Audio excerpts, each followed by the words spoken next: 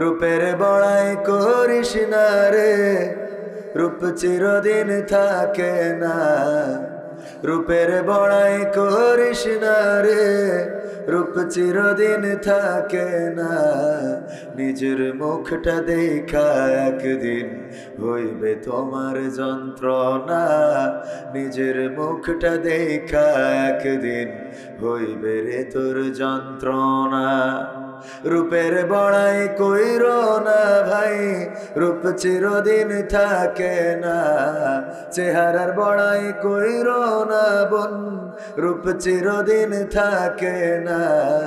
নিজের মুখটা দেখা একদিন হইবে তোমার যন্ত্রণা। নিজের মুখটা দেখা একদিন হইবে রে তোর যন্ত্রণা। সময় হইল বড় শিক্ষক, সব দিবে শিখাইয়া। সুখের জীবন থাকবে না রে, দেখবে না কেউ চাইয়া। সময় হইল বড় শিক্ষক, সব দিবে শিখাইয়া। সুখের জীবন থাকবে না রে, দেখবে না কেউ চাইয়া।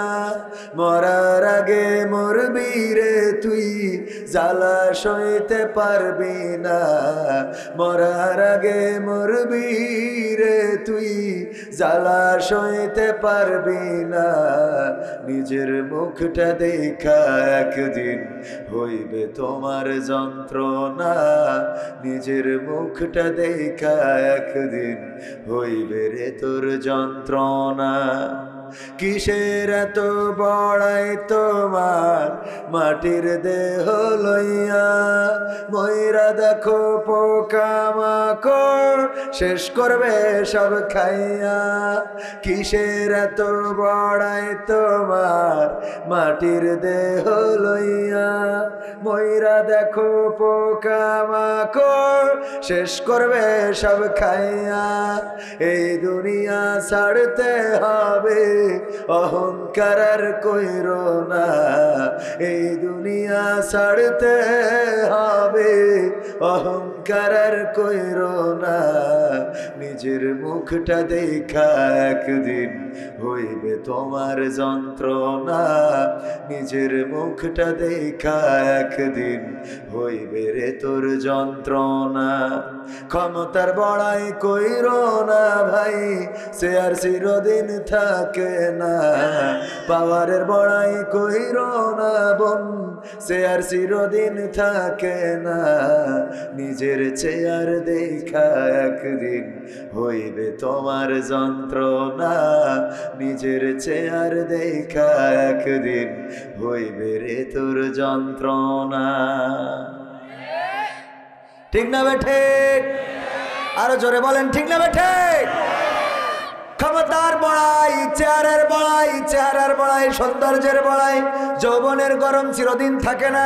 আমার শ্রদ্ধাভাজন ওস্তাদজি দেলোয়ার হোসেন আনসারী সাহেব, উনি একদিন আমার বয়সী ছিলেন।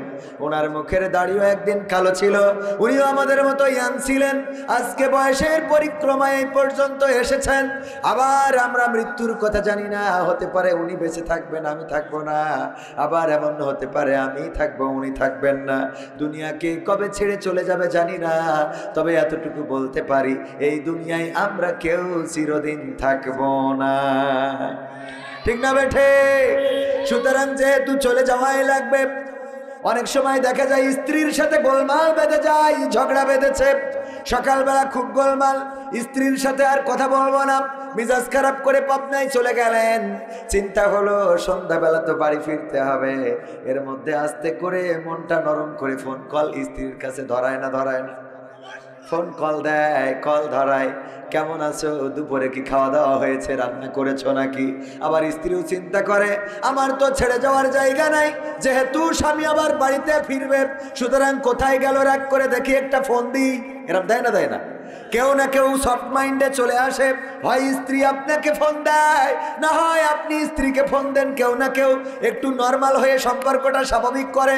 চিন্তা থাকে এই যে আজ হোক কাল হোক, যত রাগারাগি করি, জিদাজিদি করি, স্ত্রী চিন্তা করে এই স্বামীর বাইরে তো যাওয়ার কোনো সুযোগ নাই। আবার স্বামীও চিন্তা করে আমার স্ত্রীর বাইরে থাকবোটা কোথায় এই শীতের রাত। ঠিক না বে ঠিক? এই শীতের রাতে কোথায় যাব?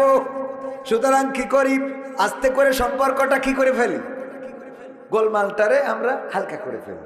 এক সময় দেখা যাচ্ছে যে কথা বলতেছে না স্ত্রী, বলেন হ্যাঁ কথা বলবা কেন, তোমার তো এখন পাওয়ার কত, মানে একটা কিছু না কিছু বলে শুরু করে, তোমার এত পাওয়ার, তোমার চেহারা একটু সুন্দর বেশি তো এই জন্য আমার দাম দিতে চাও।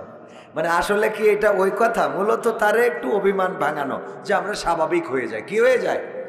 স্বাভাবিক হয়ে যায়। যেহেতু ওই স্ত্রীর সাথে সংসার করে, যদি কেউ এরকম হয় ডিসিশন নেয় যে না এর সাথে আর সংসার করবই না, এর সাথে আর আমি থাকবই না, তাইলে আপনি যত কিছুই করেন ওই সম্পর্ক স্বাভাবিক হবে।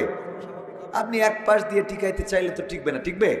আমার আব্বা বলতেন, আব্বার একটা খালা ছিল, নাম ছিল ঘিন্না।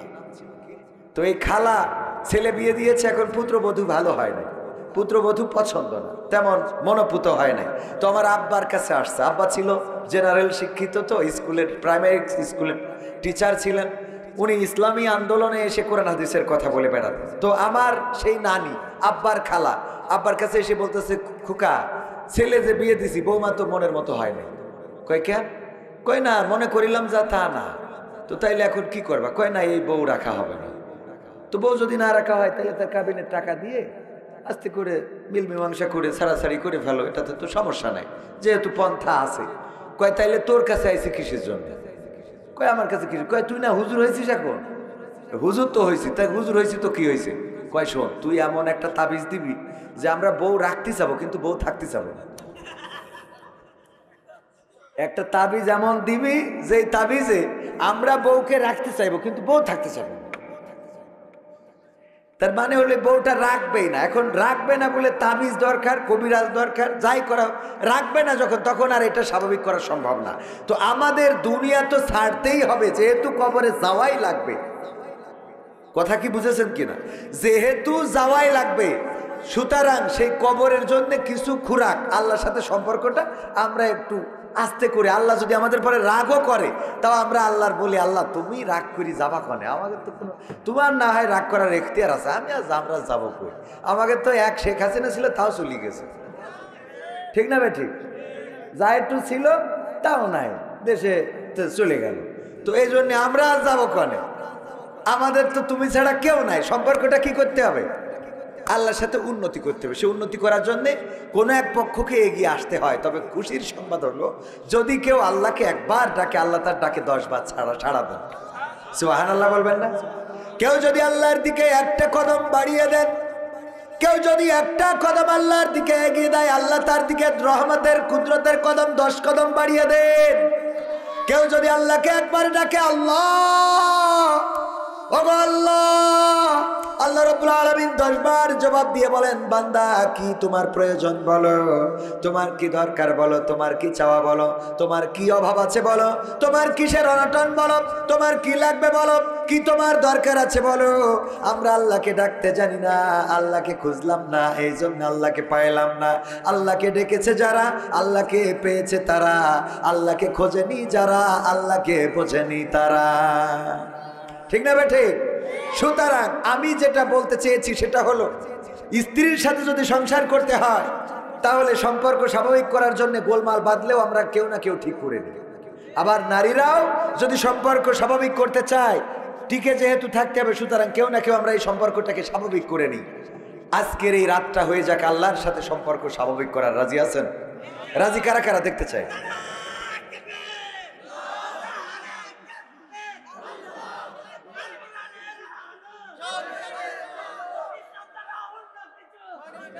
সম্মানিত ভাইয়েরা, সম্মানিত ভাইয়েরা, আবেগ আছে। আমরা এই মানুষগুলো আমি প্রায় জায়গায় দেখি, অনেক জায়গায় প্রতিবন্ধীরা এসে বসে থাকে, আগে থেকে অনেক প্রতিবন্ধী এসে বসে থাকে। অবহেলা করা যাবে না। আল্লাহ চাইলে আমাকে আপনাকে এরকম বানাতে পারতেন, ঠিক কিনা? আল্লাহ শুকরিয়া, আলহামদুলিল্লাহ। এবং এই মানুষগুলো দেখা যাবে যে, এই পাগল মানুষগুলো আল্লাহ জান্নাতের বাসিন্দা, আর বেশি চালাক মানুষগুলো দেখা যাবে বিপদে পড়ে আছে। তো এই জন্যে যে মানুষটা তাকবীর দিচ্ছে, হয়তো কথা বলছে, আপনাদের মনে হচ্ছে এই মানুষটাকে আল্লাহ এভাবেই সৃষ্টি করেছেন, হতে পারে আল্লাহ তার জান্নাতের জন্য সৃষ্টি করেছেন। বলেন সুবহানাল্লাহ। আল্লাহ তাকে কবুল করে নিন। বায়তুল নূর কেন্দ্রীয় জামে মসজিদের উন্নতি কল্পে আয়োজিত আজকের এই তাফসিরুল কোরআন মাহফিলের শ্রদ্ধাভাজন সভাপতি জনাব মোহাম্মদ তৈয়ব আলী মণ্ডল, সভাপতি অত্র মসজিদ, এবং আলোচনা করেছেন অনেক ওলামায়ে কেরাম। অতিথি হিসাবে এসেছিলেন বা আছেন আরও অনেকেই। বিশেষ করে আলোচনা করেছেন মেহেদী হাসান রুমি এম সাহেব। আমার আগে আলোচনা করেছেন শ্রদ্ধাভাজন ওস্তাদ পিতৃতুল্য, যাদের দোয়া নিয়ে এই পথ চলা শুরু করেছি, চলছি এবং আগামীতে চলতে চাই। ওনাদের দোয়া যদি আমাদের মাথার উপর থেকে চলে যায় তাহলে আমরা পথ হারিয়ে ফেলব। আমার শ্রদ্ধাভাজন ওস্তাদজি আলহাজ হযরত সাহেব, যিনি আল্লামা দেলার হুসাইন সাইদির সাথে ওয়াজ করা মানুষ, এ মানুষটা কোরআনের এই পাখির সাথে ওয়াজ করেছেন, আলোচনা করেছেন। সে মানুষটা আমার পাশে বসা, মুদাররিস, ভাউডাঙ্গা দাখিল মাদ্রাসা, পাবনা। এছাড়া আরও অন্যান্য ওলামায়ে কেরাম এখানে কথা বলেছেন মাওলানা আব্দুল সালাম সাহেব, ওনার কথা বলেছি। তো মহিলা বৈঠকেও মনে হয় আলোচনা করেছি, আলহামদুলিল্লাহ। মা বোনদের মধ্যেও কথা বলেছেন আমাদের শ্রদ্ধাভাজন ওস্তাদজি। তো আজকের এই মাহফিল আর গণ্যমান্য ব্যক্তিবর্গ আছেন, ঢাকা থেকে এসেছেন আমাদের শ্রদ্ধাভাজনেরা, মসজিদের সেক্রেটারির সুযোগ্য সন্তান, তিনিও শিক্ষানুরাগী। আমার সামনে উপবিষ্ট দিনদার ইমানদার মুসলমান ভাই বাবাজিরা এমন অনেকেই রয়েছেন যাদের পায়ের জুতা দুইখানা আমি সোজা করে দিতে পারলে নিজেকে ধন্য মনে করতাম। অনেক উস্তাদ রয়েছেন যাদের সামনে আমি বেয়াদবের মতো কথা বলছি, আল্লাহ যেন আমাকে ক্ষমা করেন। আমি মাঝে মাঝে নিজের অপরাধী মনে করি তখন যখন কোনো মাহফিলে কোনো হাফেজকে পাগড়ি পরাতে হয়, কোন হাফেজকে পাগড়ি পরাতে হয়। মাহফিলের বক্তা হিসাবে হাফেজকে পাগড়ি পরায়, অথচ আমি কোরআনের হাফেজ হইতে পারি না। একবার কাশীপুরে, খুলনা কাশীপুর এক মাদ্রাসায় গেলাম, অন্ধ হাফেজিয়া মাদ্রাসা। কি মাদ্রাসা? অন্ধ হাফেজিয়া মাদ্রাসা। সেখানেও 3 জন না 4 জন অন্ধ, তারা পাগড়ি নিল। আমি কইলাম অন্ধ ওরা না, অন্ধ। এই অন্ধরাও কোরআন মুখস্থ করেছে, আর আমরা চোখ আলা হয়ে সূরা ফাতিহা ধরলে আলাম তারা পড়ি, আলাম তারা ধরলে কুলু সূরা পড়ি। আছে না নাই? কালেমা তাইয়্যিবা ধরলে বলে লা ইলাহা ইল্লা আনতা সুবহানাকা ইন্নী কুনতু মিনাজ জালিমিন। অসংখ্য রয়েছে। পাবনায় আমি একবার ধরে দেখবো, আমার এই অনুষ্ঠানটা অনেকের চোখে পড়তে পারে। আমি পাবনায় একবার চিন্তা আছে, গোল চত্বরে একবার করব, দেখি। পাবনার মানুষ, পাবনায় এখনো করা হয় নাই। রাজশাহী, নাটোর, যশোর, কুমিল্লা, নোয়াখালী অনেক জেলাতে করেছি, পাবনা এখনো বাকি আছে। পাবনায় একটু প্রশ্ন করে দেখবো পাবনাবাসী কতটুকু নামাজের প্রতি সচেতন। উজুর ফরজ কয়টা, নামাজের আরকান আহকাম কয়টা, ভিতরে কয়টা, বাহিরে কয়টা, তায়াম্মুম কয়টা, তায়াম্মুমের ফরজ কয়টা, কেন তায়াম্মুম করতে হয়, এগুলো মুসলমান হিসাবে জানার দরকার আছে না নাকি? একজন মুসলমানের উপরে অপর মুসলমানের হক কয়টা, মারা যাওয়ার পরে এই মৃত ব্যক্তির হক কতটা থাকে আমাদের উপরে, এগুলো জানার দরকার আছে না নাই? আমরা এমন মুসলমান, জানা যায় এমন কোনো মাস নেই, এমন কোনো বছর নেই যে অন্তত 2-5টা জানাজা পড়া হয় না। কিন্তু আল্লাহর কসম করে বলি 100 জনে 90 জন জানাজার দোয়াটাও জানেন না। যদি বলেন যে না আপনি ভুল বললেন, আমি নিজে সজ্ঞানে সশরীরে যাচাই বাছাই করে দায়িত্ব নিয়ে বলছি যে জানাজার দোয়াটাও 100 জনের 90 জনের মুখস্থ নয়। আপনি নিজের জানাজা হয়ে যাবে কালকে, হতে পারে। আমরা এখানে যে সময় কথা বলছি মাত্র কয়েকদিন আগে, আজকে 30 তারিখ, 20 তারিখে একজন আমাদের স্কুলের, আপনাদের স্কুলের টিচার মারা গেল। জানেন কি না? নাকি শুধু আমি জানি? আপনারাও জানেন। মানুষটা মারা গেল, এই মানুষটা দুনিয়া ছেড়ে চলে গেল। আজকে বেঁচে থাকলে হয়তো মাহফিলে আসতে পারতো, বেঁচে নাই। আর কিয়ামত পর্যন্ত মাহফিলে আসার কোনো সুযোগ আছে? উনার জীবদ্দশায় যদি মাহফিল শুনে থাকেন তাহলে তো শুনেছেন, যদি না শুনে থাকেন তাহলে আর কিয়ামত পর্যন্ত এমন মাহফিলে আসার বসার তৌফিক আর হবে? সুতরাং জীবনকে গুরুত্ব দিতে শিখতে হবে। সময় চলে যায়, সময় চলে যায়, বরফ যেমন গলে যায়, জীবন বলে কোনো কিছু নাই, রূহ বলে কিছু নাই, যা আছে সেটাই সময়। রূহ যেটা বলি ওইটার নাম কি? ওইটা হলো সময়। আল্লাহ বলছেন ওয়াল আসর, সময়ের কসম, ইন্নাল ইনসানা লাফি খুসর, প্রতিটা মানুষ ক্ষতিগ্রস্তের মধ্যে রয়েছে। সময়ের কসম, এই সময় মানে হলো জীবন, জীবন মানে সময়। আপনার আলাদা করে যে আমরা বলি রূহ নিয়ে যাওয়া, রূহ ততক্ষণ নেবে না যতক্ষণ আপনার সময় আছে, তার মানে সময়টাই রূহ। সময়টা কি? আপনার সময় শেষ, আপনার আর কোনো আজরাইল আলাইহিস সালাম আসতে দেরি করলে আপনি মরে যাবেন। ওনা যদি বাসে জ্যাম ট্যামও পড়ে তাও আপনি মরে যাবেন। সময় শেষ 1 সেকেন্ডও, কোরআনের কথা। সময় শেষ, কোরআনে বলিনি যে আজরাইল যাবে তারপরে নিয়ে আসবে, বলি যে সময় যখন যার যেখানে শেষ হবে সে সেখানে ব্রেক করে পড়ে থাকবে। কথা কি বোঝা গেছে? তার মানে যদি আজরাইল আলাইহিস সালাম এরম হয় যে আজকে আমেরিকায় দেখেছেন আপনারা বিমান বিধ্বস্ত হয়েছে হেলিকপ্টারের সাথে লেগে 60 জন বিমানের যাত্রী এবং আরও 4 জন ক্রু সহ নদীর মধ্যে, সেখানে তাপমাত্রা হলো -2-3 ডিগ্রি। আমাদের তো 20-25 হইলেই তাই কাঁপুনি ধরি, আর হাসছে না বাপু, অনেক শীত লেগে গেছে। হ্যাঁ, আর ওখানে মাইনাসে রয়েছে। আমাদের 15, 16, 17 তো আসেই না, মনে হয় 22, 23 বা এরকম 26, এতেই আমরা পুরো একেবারে মুরব্বীর মানে একেবারে চায়ের হাত পায়ে আর হয় না, ঠিক না ভাই? ঠিক। আর ওরা মাইনাসে সেখানে বিধ্বস্ত হয়েছে, নদীর পানি জমে যাচ্ছে, নদীতে পড়েছে। 60 জন যাত্রী, 4 জন ক্রু, একজনও বেঁচে নাই। ওই ঠান্ডার মতো থেকে লাশ তোলা হচ্ছে, 18-20 জনকে মানে লাশ উদ্ধার করা হয়েছে, জীবন্ত না। এবং হেলিকপ্টারে ছিল আরো 3 জন সেনাবাহিনীর মার্কিন সৈন্য। তো এই যে বিধ্বস্ত হলো, যারা বিমানে মানে উড়েছে, ওদের মধ্যে একজন পরিবার বলল, আমার স্ত্রী আমাকে বলল 20 মিনিটের মধ্যে নামবো, তোমার সাথে দেখা হবে। কিন্তু সেই 20 মিনিটের মধ্যে কোথায় চলে গেছে? সময় শেষ, চলে যেতে হয়েছে ওপারে। আর দেখা হবে না। সময়কে গুরুত্ব দিতে শিখতে হবে। আমরা জানি না কখন চলে যাব। ওরে মরলে মানুষ দাম বাড়ে তার, মরলে মানুষ দাম বাড়ে তার, বাঁচতে অবহেলা। দুনিয়ার রং বাজারে এটা কেমন খেলা দয়া, দুনিয়ার রং বাজারে এটা কেমন খেলা, দুনিয়ার রং বাজারে এটা কেমন খেলা দয়া, দুনিয়ার রং বাজারে এটা কেমন খেলা। ওরে মরলে মানুষ দাম বাড়ে তার, মরলে মানুষ দাম বাড়ে তার, বাঁচতে অবহেলা। দুনিয়ার রং বাজারে এটা কেমন খেলা দয়া, দুনিয়ার রং বাজারে এটা কেমন খেলা, দুনিয়ার রং বাজারে এটা কেমন খেলা দয়া, দুনিয়ার রং বাজারে এটা কেমন খেলা। বাঁচতে মানুষ কেউ বলে না লোকটা বড় ভালো, মরলে বলে তার মরাতে বড় ক্ষতি হলো, দয়াল বড় ক্ষতি হলো। বাঁচতে মানুষ কেউ বলে না লোকটা বড় ভালো, মরলে বলে তার মরাতে বড় ক্ষতি হলো, দয়াল বড় ক্ষতি হলো। ওরে দেখতে আসে স্বজন সুজন, ওরে দেখতে আসে স্বজন সুজন, ডোবে যখন বেলা। দুনিয়ার রং বাজারে এটা কেমন খেলা দয়া, দুনিয়ার রং বাজারে এটা কেমন খেলা, দুনিয়ার রং বাজারে এটা কেমন খেলা দয়া, দুনিয়ার রং বাজারে এটা কেমন খেলা। ছেঁড়া কাপড় তাও জোটে না পরি কষ্ট করে, ঈদের নামাজ হয় না পড়া, নতুন জামা পরে দয়াল নতুন জামা পরে।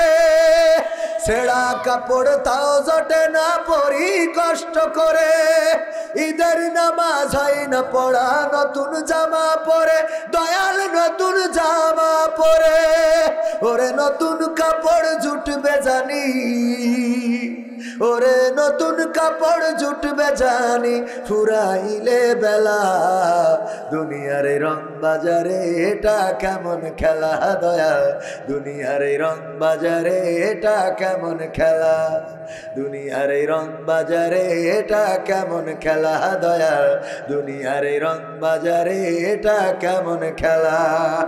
ভাঙা ঘরে দিন কেটে যাই, বছর ঘুরে যুগ, এই জীবনে পাইলাম না তো একটু ভাবের সুখ, দয়াল একটু ভাবের সুখ। ভাঙা ঘরে দিন কেটে যাই, বছর ঘুরে যুগ, এই জীবনে পাইলাম না তো একটু ভাবের সুখ, দয়াল একটু ভাবের সুখ। ওরে মরলে আসে ঘর বানাতে, ওরে মরলে আসে ঘর বানাতে করে নাই অবহেলা। দুনিয়ার এই রং বাজারে এটা কেমন খেলা দয়াল, দুনিয়ার এই রং বাজারে এটা কেমন খেলা, দুনিয়ার এই রং বাজারে এটা কেমন খেলা দয়াল, দুনিয়ার এই রং বাজারে এটা কেমন খেলা। ওরে মরলে মানুষ দাম বাড়ে তার, মরলে মানুষ দাম বাড়ে তার, বাঁচতে অবহেলা। দুনিয়ার এই রং বাজারে এটা কেমন খেলা দয়াল, দুনিয়ার এই রং বাজারে এটা কেমন খেলা, দুনিয়ার এই রং বাজারে এটা কেমন খেলা দয়াল, দুনিয়ার এই রং বাজারে এটা কেমন খেলা। ঠিক না বে ঠিক? মারা যাওয়ার পরে ওই লোকের আর কাপড়ের অভাব হয় না, মারা যাওয়ার পরে তার কবরের জন্য বাঁশের অভাব হয় না, মারা যাওয়ার পরে তার ঘর বানানোর জন্য জমিনের অভাব হয় না। কিন্তু যতদিন বেঁচে ছিল এই লোকটার অভাব ছিল, অনটন ছিল, দুঃখ ছিল, দুর্দশা ছিল। কত মানুষের কাছে গেল, বাবা একটা জামা কি কিনে দেওয়া যায়, একটা জুব্বা কি বানিয়ে দেওয়া যায়, একটা পাঞ্জাবি, একটা শীতের কম্বল অথবা একটা কোট, একটা জাম্পার কিনে কি দেওয়া যায়? এত সোজা দিতে চাই কেউ? অথচ লোকটি মারা গেল, জানাজার কাপড়ের দরকার, যার কাছে এই জান হাত বাড়াইলে টাকা দেওয়ার মানুষ আছে না নাই? আছে, দিবে। ঘরের টিন উড়ে গেল, চাল উড়ে গেল, ঘর পড়ে গেল। এই ঘর ঠিক করার জন্য যদি আপনার গ্রামের মানুষদেরকে বলে, ওগো আমার ভাইয়েরা একটু আসো আমার ঘরটা ঠিক করে দাও, তা না হলে রাত্রে আমি ঘুমাবো কোথায়? টাকা না দিলে কেউ কাজ করতে চায় না, করবেও না। অথচ লোকটা যখন মারা যায় আর মসজিদে যখন এলাম হয়, তখন তার ঘর বানানোর জন্য কাউকে আর ডাকা লাগে? কথা কয় না, টাকা লাগে? ঘরে চাউল নাই, রান্না করবে, সন্তানরা খাবার পায় না, স্ত্রীর কাপড় ছিঁড়ে গেছে কিনতে পারে না, নিজের লুঙ্গি ছিঁড়া কেনার টাকা নাই। অথচ লোকটা যখন মারা যায়, মারা যাওয়ার পরে কবর দিতে আসে, কবর খোঁজে, বাঁশ দেওয়ারও মানুষের অভাব নাই, কবর খোঁজার মানুষের অভাব নাই। এমনকি আত্মীয় স্বজন যারা দেখতে আসে ওদের জন্য গ্রাম থেকে চাউল ডাউল তুলে খিচুড়ি রান্না করে জম্মের খাওয়ানোর লোকেরও অভাব। আপনাদের দিক করে এটা? দেখেন, ওর বাড়ি খাবার নাই, ওই চাউল ডাউল যদি তোরা তুলতিস তো আর 2 মাস খাতি পেত। ঠিক না ভাই? ঠিক। মরি যাওয়ার পরে চাউল ডাউল তুলি খিচুড়ি রেঁধে ইচ্ছা করি কবর খুঁজে আসো খেতে হবে।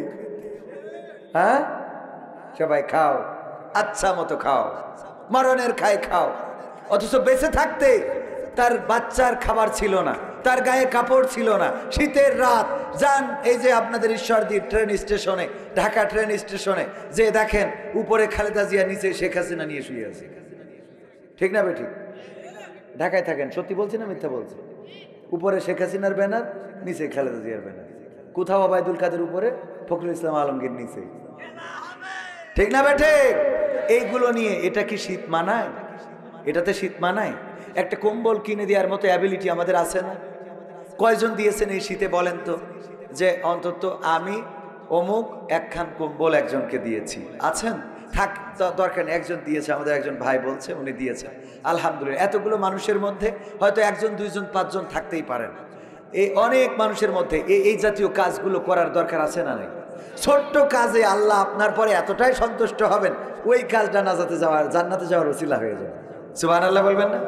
বুখারী শরীফের হাদিস, আল্লাহর নবী বলছেন, ওগো আমার সাহাবীরা শোনো, বনি ইসরাইলদের যুগে একজন ব্যক্তি ছিল, মারা যাওয়ার সময় সন্তানদেরকে বলল, ওগো আমার সন্তানেরা, আমি মারা যাওয়ার পরে আমার লাশটা পুড়াবা, তারপরে ছাই বানাবা, তারপরে বিকট ঝড়ের দিন উড়াইয়ে দিবা। সন্তানরা বাবার কথা মতো তাই করলো। লোকটা মারা গেল, তারপরে তার লাশটা পুড়ালো, তারপরে ছাই বানালো, প্যাকেট বন্দি করে রাখলো। যদি বিকট ঝড় হলো, ওই ঝড়ের দিনে উড়াইয়ে দিল। কোনো বর্ণনায় আছে ওসিয়ত ছিল ঝড়ে উড়াবা আর কিছু পানিতে ভাসাইয়ে দিবা। সন্তানেরা তার ওসিয়ত পালন করলো, করার পরে আল্লাহ রাব্বুল আলামিন এই লোকটারে আর বানাইতে পারলো না। কয় ঠিক? হ্যাঁ, বানাইতে পারে না? পারে না। আল্লাহ বললেন কুন, সাথে সাথে হয়ে গেল, ফায়াকুন হয়ে গেল। আল্লাহ রাব্বুল আলামিন লোকটারে দাঁড় করালেন। বিশ্বনবী বলছেন, ওগো আমার সাহাবীরা শুনে নাও। আল্লাহ রাব্বুল আলামিন বললেন, ওগো আমার বান্দা, ওগো আমার গোলাম, তুমি কেন এমন অভিনব পন্থা অবলম্বন করেছিলে? কেন তোমার সন্তানদেরকে বললে আমারে পোড়াবা, তারপরে ছাই বানাবা, তারপরে বিকট ঝড়ে উড়াই দিবা? কারণটা কি বলো দেখি? ওই লোকটা বলল, আল্লাহ, আমি জানি আমি তোমার নাফরমান বান্দা, তোমার হুকুম পালন করি নাই, তুমি যেটা বলেছো তার উল্টো চলেছি, তুমি যা করতে বলেছো করি নাই, তোমার ইবাদত বান্দেগি তো দূরের কথা, যত নাফরমানি করা যায় করেছি, জেনা করেছি, গুনাহ করেছি। ওগো আল্লাহ, আমি জানি তুমি আমারে ধরবা, আর আমারে যদি ধরো তাইলে আমারে শাস্তি দিবা। আমি শুধুমাত্র তোমার ভয়ে আমার এই পন্থা অবলম্বন করা, শুধুমাত্র তোমার ভয় পেয়েছি, এই জন্যে আমি আমার সন্তানদের বলেছি পুড়াইয়ে ছাই বানায় উড়াইয়ে দিবা। আল্লাহ রাব্বুল আলামিনের নবী বলছেন, ওগো আমার সাহাবীরা শুনে নাও। আল্লাহ রাব্বুল আলামিন বললেন, ওগো আমার বান্দা, আমার কাছে ধরা খেতে হবে এই ভয় থাকার কারণে আমি তোমার জীবন জিন্দেগির সব গুনাহ মাফ করে জান্নাতের বাসিন্দা করে দিলাম। বুখারী শরীফের হাদিস। আমার কাছে ধরা খেতে হবে এই ভয়টা ছিল, আমি এই ভয়ের কারণেই আমি তোমারে মাফ করে দিলাম। আল্লাহর নবী মেরাজে গিয়ে দেখলেন একজন কান্নাকাটি করে, এক মহিলা চিৎকার করে কান্না করছে। আল্লাহর নবী বললেন, এই মহিলার অপরাধটা কি? যেহেতু অনেকক্ষণ এই যে বসে ছিলেন উনি, এটা উদারতা, আলহামদুলিল্লাহ। উস্তাদজি বসেছিলেন এতক্ষণ, ওনারও ব্যস্ততা আছে, প্রতিদিন প্রোগ্রাম, তাছাড়া আজকে 2 বার ওয়াজ করা হয়ে গেছে। একবার মহিলা আমার মা বোনদেরকে নিয়ে করেছেন, আবার ভাইজানের জন্য আমরা দোয়া করি, আমাদের উস্তাদের জন্য আল্লাহ ওনার হায়াতে তাইয়্যিবা নসিব করে দিন, বলেন আমিন। আল্লাহ রাব্বুল আলামিন দুনিয়ার জীবনটা সহজ করে দিন, বলেন আমিন। এবং দুনিয়ার জীবনের বিনিময়ে পরকালীন সকল কল্যাণ দান করুন, বলেন আমিন। দোয়া আমরা যখন কারো জন্য দোয়া করি, ওই দোয়া আগে কবুল হয় কার জন্য? বিশ্বনবী বলেছেন, আগে নিজের জন্য দোয়া কবুল হয়। শেখ হাসিনার মরে যাওয়ার দোয়া কোন লোকে করেছে বলেন? যারা করে সব মরে ভূতে গেছে, শেখ হাসিনা পাইছে, কথা কয় না। এই জন্যে আগে দোয়া কবুল হয় কার? যে দোয়া করে তার জন্য, যে দোয়া করবে যার জন্য, সেটা আগে তার জন্য কবুল হবে। আপনি যদি কবির বিন সামাদের জন্য দোয়া করেন, আল্লাহ কবির বিন সামাদরে আরো বড় বানাও, আল্লাহ আপনারে বড় বানাই দেবেন আগে। সুবহানাল্লাহ বলবেন না? এই কাজগুলো আমরা বুঝি না, আমরা অন্যের বদ দোয়া করি, আল্লাহ ও মরে না কেন, ওর মরে না কেন চিন্তা করতে করতে নিজে মরি বসে থাকি। আগে কবুল হয় নিজের জন্য, মাথায় রাখবেন। বদ দোয়া করবো না আমরা মানুষের জন্য বদ দোয়া করবো না। বদ দোয়া শুধুমাত্র জালিমদের জন্য, আর জালিম মজলুমের বদ দোয়া আর আল্লাহর মধ্যে কোনো পর্দা থাকে না, বিশ্বনবীর কথা। জালিমের বদ দোয়া এবং আল্লাহর মধ্যে কোনো পর্দা থাকে না, এটা আল্লাহর কাছে অটোমেটিক কবুল হয়ে যায়। তবে আমরা চেষ্টা করব কারোর জন্য বদ দোয়া না করতে। বিশ্বনবী তায়েফে যখন রক্ত ঝরলো, বেহুশ হয়ে পড়ে গেলেন, একেবারে তৃতীয়বার যখন বেহুশ হয়ে পড়ে গেলেন, অনেকক্ষণ পরে হুঁশ ফিরল। সেখানে মসজিদ, আপনারা গিয়েছেন আদ্দাস নামক জায়গায়, যারা হজে গিয়েছেন তারা যে দেখে থাকতে পারেন, সেখানে একটা মসজিদ বানানো আছে। বিশ্বনবী ওই তায়েফের রাস্তায় ওখানে পড়ে রইলেন। হুঁশ হওয়ার পরে মাটিতে পড়ে থাকা রক্তগুলো নিজের গায়ে মাখা শুরু করলেন। সাথে থাকা পালক পুত্র যায়েদ বিন হারেস রাদিয়াল্লাহু তাআলা আনহু বললেন, ওগো বিশ্বনবী, এই রক্ত তো আপনার গায়ে ঢুকবে না, আপনি কেন জমিনের রক্তগুলো গায়ে মাখান? আল্লাহর নবী বললেন, যে জমিনে রক্ত পড়েছে আল্লাহর মাহবুবের, আল্লাহর প্রিয় বান্দার, প্রিয় বন্ধুর রক্ত পড়েছে এই জমিনে, আল্লাহ যেন এই জমিনের পরে গজব নাজিল না করে, তার জন্য রক্তগুলো তাড়াতাড়ি গায়ে মেখে দিচ্ছি। আল্লাহু আকবার। শুধু তাই না, বিশ্বনবী বললেন, ওগো আল্লাহ, আমি হয়তো দাওয়াত দিতে কোনো পলিসি ভুল করেছি, হতে পারে আমি যেভাবে দাওয়াত দেওয়া দরকার, যেভাবে তাদের মেসেজটা পৌঁছানো দরকার, আমি হয়তো পারি নাই, তুমি আমাকে তৌফিক দাও। তবে তুমি এই তায়েফবাসীর পরে নাখোশ হইও না। আল্লাহু আকবার। তুমি আমাকে তৌফিক দাও, হয়তো আমার ত্রুটি থাকতে পারে, দাওয়াতের ত্রুটি, আমি হয়তো যেভাবে দাওয়াত দেওয়া দরকার সেভাবে দিতে পারি নাই, তুমি আমার তৌফিক দাও, এবং এই তায়েফবাসীকে ধ্বংস করে দিও না। কারণ তায়েফবাসীকে ধ্বংস করলে আমি কার কাছে দাওয়াত দেব?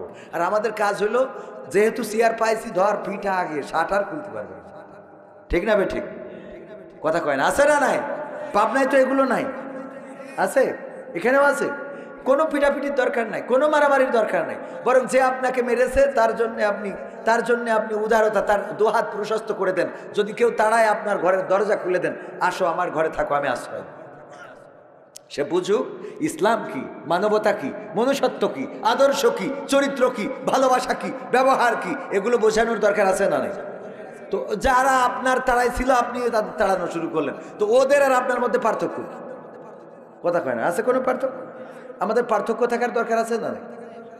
বিশ্বনবী সাল্লাল্লাহু আলাইহি সাল্লাম সুন্দর করে দেখিয়েছেন। ওমর রাদিয়াল্লাহু তাআলা আনহুর মৃত্যুর খবরটা পড়ছিলাম। আহারে, ওমর রাদিয়াল্লাহু তাআলা আনহু মদিনার রাস্তায় হাঁটতেছেন। আবু লুলু বলে একজনের সাথে দেখা হলো।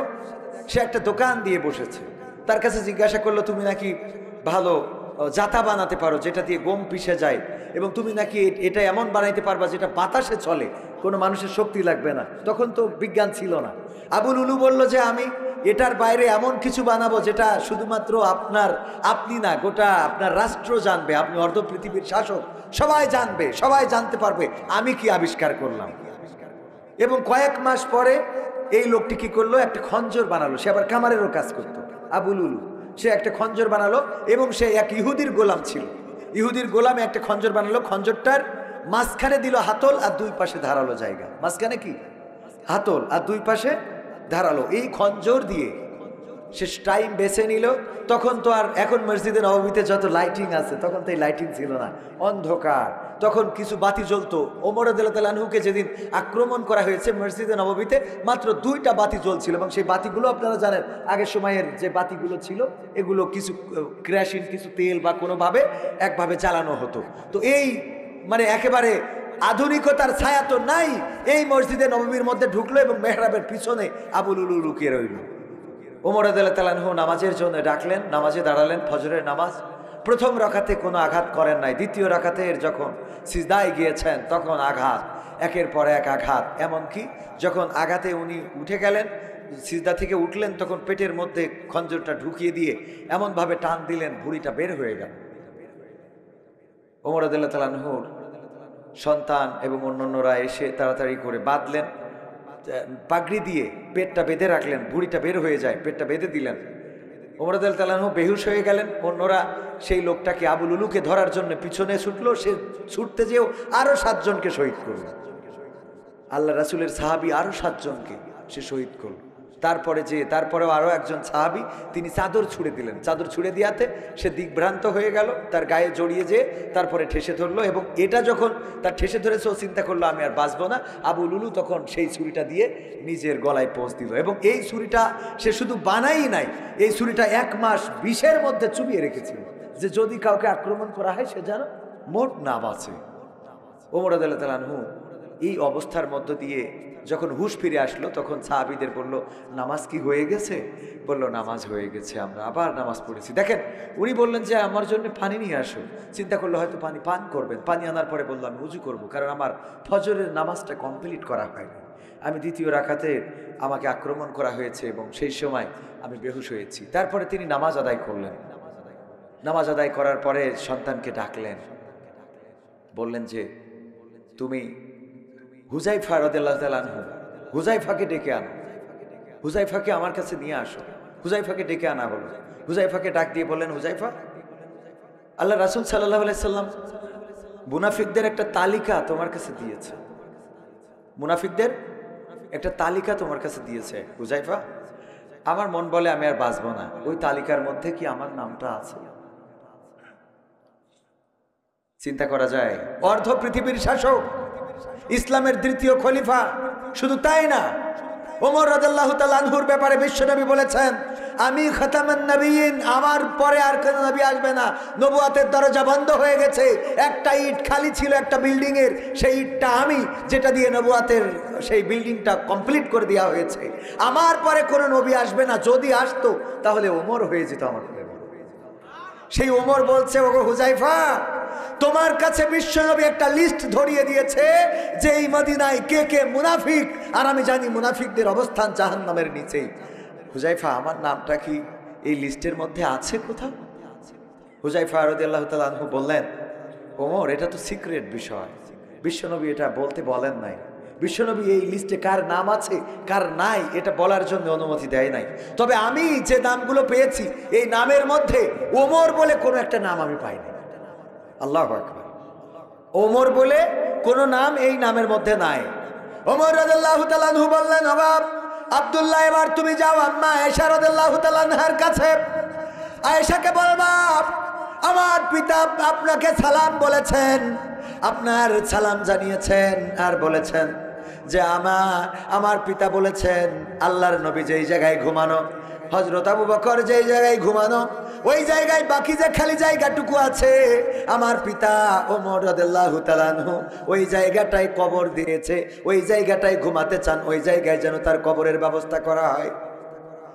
আব্দুল্লাহকে বললেন, ওগো আব্দুল্লাহ ইবনে ওমর, শুধুমাত্র এই কথা বলবা যে ওমর চেয়েছে, এটা বলবা না আমিরুল মুমিনিন, অথবা এটা বলবা না যে এই মদিনার খলিফা, অথবা বলবা না এই অর্ধ পৃথিবীর শাসনকর্তা তিনি দাবি জানিয়েছেন, এটা বলবা না। শুধুমাত্র বলবা ওমর সালাম বলেছে আর ওমর আল্লাহর রাসূলের পাশে ওইখানে ঘুমাতে চায়।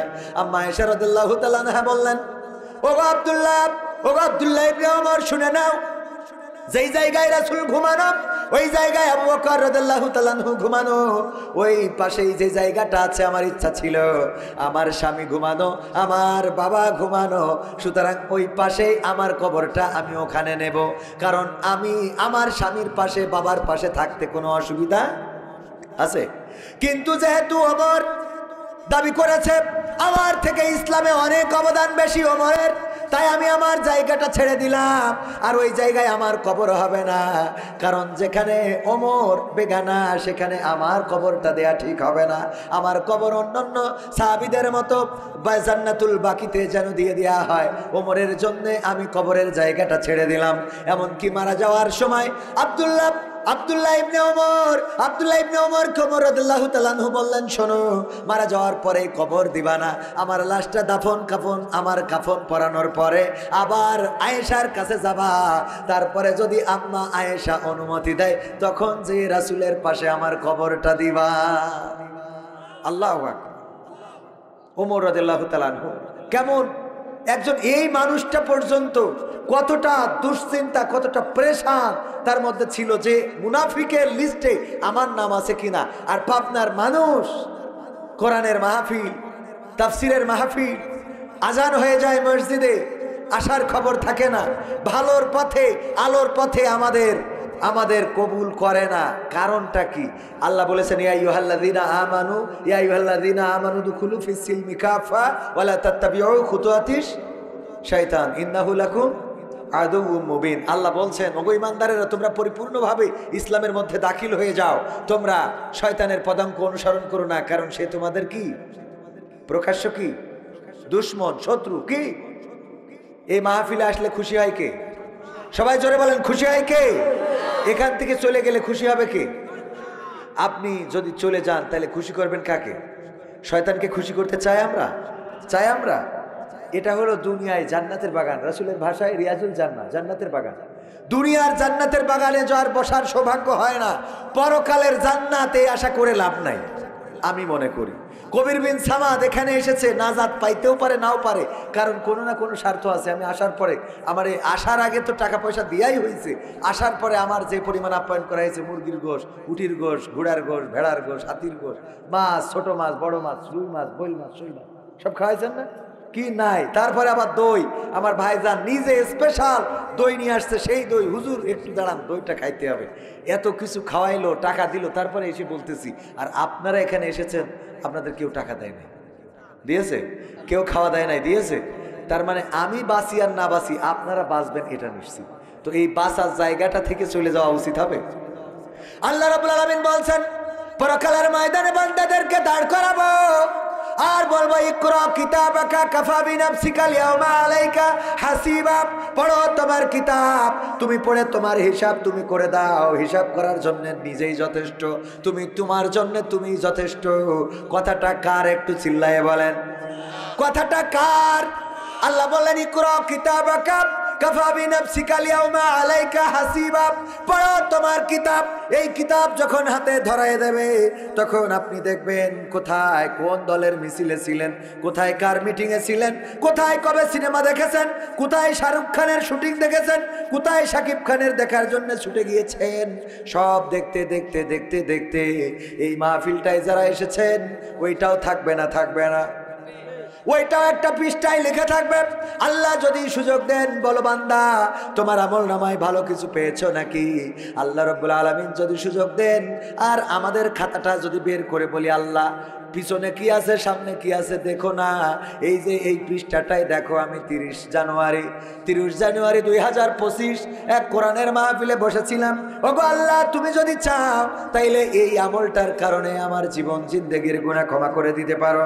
আমার আল্লাহর এত দয়া এত মায়া, আল্লাহ চাইলে এই মাহফিলের ওসিলায় গোটা জীবন জিন্দেগির গুনাহ ক্ষমা করে দিতে পারেন। বলেন সুবহানাল্লাহ।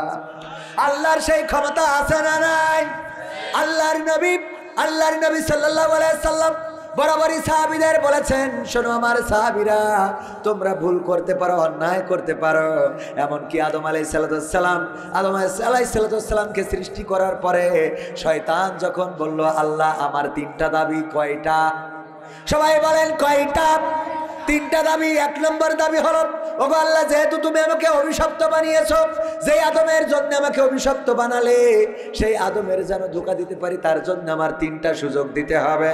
1 নম্বর হলো আমার অদৃশ্য শক্তি দিতে হবে, কেউ যেন আমাকে দেখতে না পায়, কেউ যেন আমাকে ধরতে না পারে, কেউ যেন আমাকে খুঁজে না পায়, কেউ যেন আমার চেহারাটাও জানতে না পারে। আল্লাহ রাব্বুল আলামিন বললেন, মেনে নিলাম। 2 নম্বর শর্তের কথা বলো। 2 নম্বর হলো আমি প্রতিটা মানুষের রন্ধ্রে রন্ধ্রে প্রবেশ করতে পারবো, সেই ক্ষমতা দিতে হবে। আমি যেন তার কলিজায় ধোঁকা দিতে পারি, আমি যেন তার অন্তরে ধোঁকা দিতে পারি, আমি যেন তার প্রতিটা রক্তের সঞ্চালনের মধ্য দিয়ে বিদ্যুৎ গতিতে প্রবেশ করে তাকে ধোঁকা দিতে পারি। এই ক্ষমতা আমাকে দিতে হবে। আল্লাহ বলল, দিলাম। 3 নম্বর ক্ষমতা হলো কিয়ামত পর্যন্ত, যতদিন কিয়ামত হবে না ততদিন পর্যন্ত আমার মৃত্যুও দেয়া যাবে। আল্লাহ রাব্বুল আলামিন বললেন, মেনে নিলাম। শয়তান, তোমার তিনটা যে আরজি, 3টা অনুরোধ করেছো, সেই 3টাই মেনে নিলাম। 1 নম্বর, তুমি প্রতিটা মানুষের তুমি গায়েব থাকবে, আমি যেমন গায়েব তুমিও গায়েব থাকবে, তুমি গায়েব থেকে ধোঁকা দিতে পারবে। 2 নম্বর, তুমি মানুষের কলিজায় রন্ধ্রে রন্ধ্রে প্রবেশ করতে পারবে। আর 3 নম্বর, কিয়ামত পর্যন্ত বেঁচে থাকবে। তখন শয়তান বলল, ও আল্লাহ, তাইলে তুমি নিশ্চিত থাকো তোমার জান্নাতটা খালি থাকবে। আল্লাহর সাথে চ্যালেঞ্জ করতেছে, বলছে তাইলে তুমি নিশ্চিত থাকো তোমার জান্নাত খালি থাকবে। তোমার আদম সন্তানদের আমি সবাইকে ধোঁকা দিয়ে দিয়ে জাহান্নামে নিয়ে যেয়ে ছাড়বো, এই জাহান্নাম পরিপূর্ণ করে দেব, কিন্তু জান্নাতটা খালি থাকবে। কারণ আমি এমন ধোঁকা দেব, এমন কায়দায় তাদেরকে মজায় দেব, তাদের তাস খেলা ভালো লাগবে, তাদের সিনেমা ভালো লাগবে, শাহরুখ খান ভালো লাগবে, পরিমণি ভালো লাগবে, ওদের সব ভালো লাগবে। খালি ভালো লাগবে না তোমার রাস্তা, নামাজ, কালাম, কোরআন, হাদিস। এই অবস্থা আমাদের আছে না নাই? আমাদের সব ভালো লাগে লাইলাতুল ফেব্রুয়ারি, মনে আছে না নাই? যুবকেরা ভালোবাসা দিবস পালন করে, কিন্তু কবে মেরাজ চলে যায়, কবে শবে বরাত, কবে শবে কদর, লাইলাতুল কদর, এইগুলোর খবর রাখে না এমন মুসলমান আছে না নাই?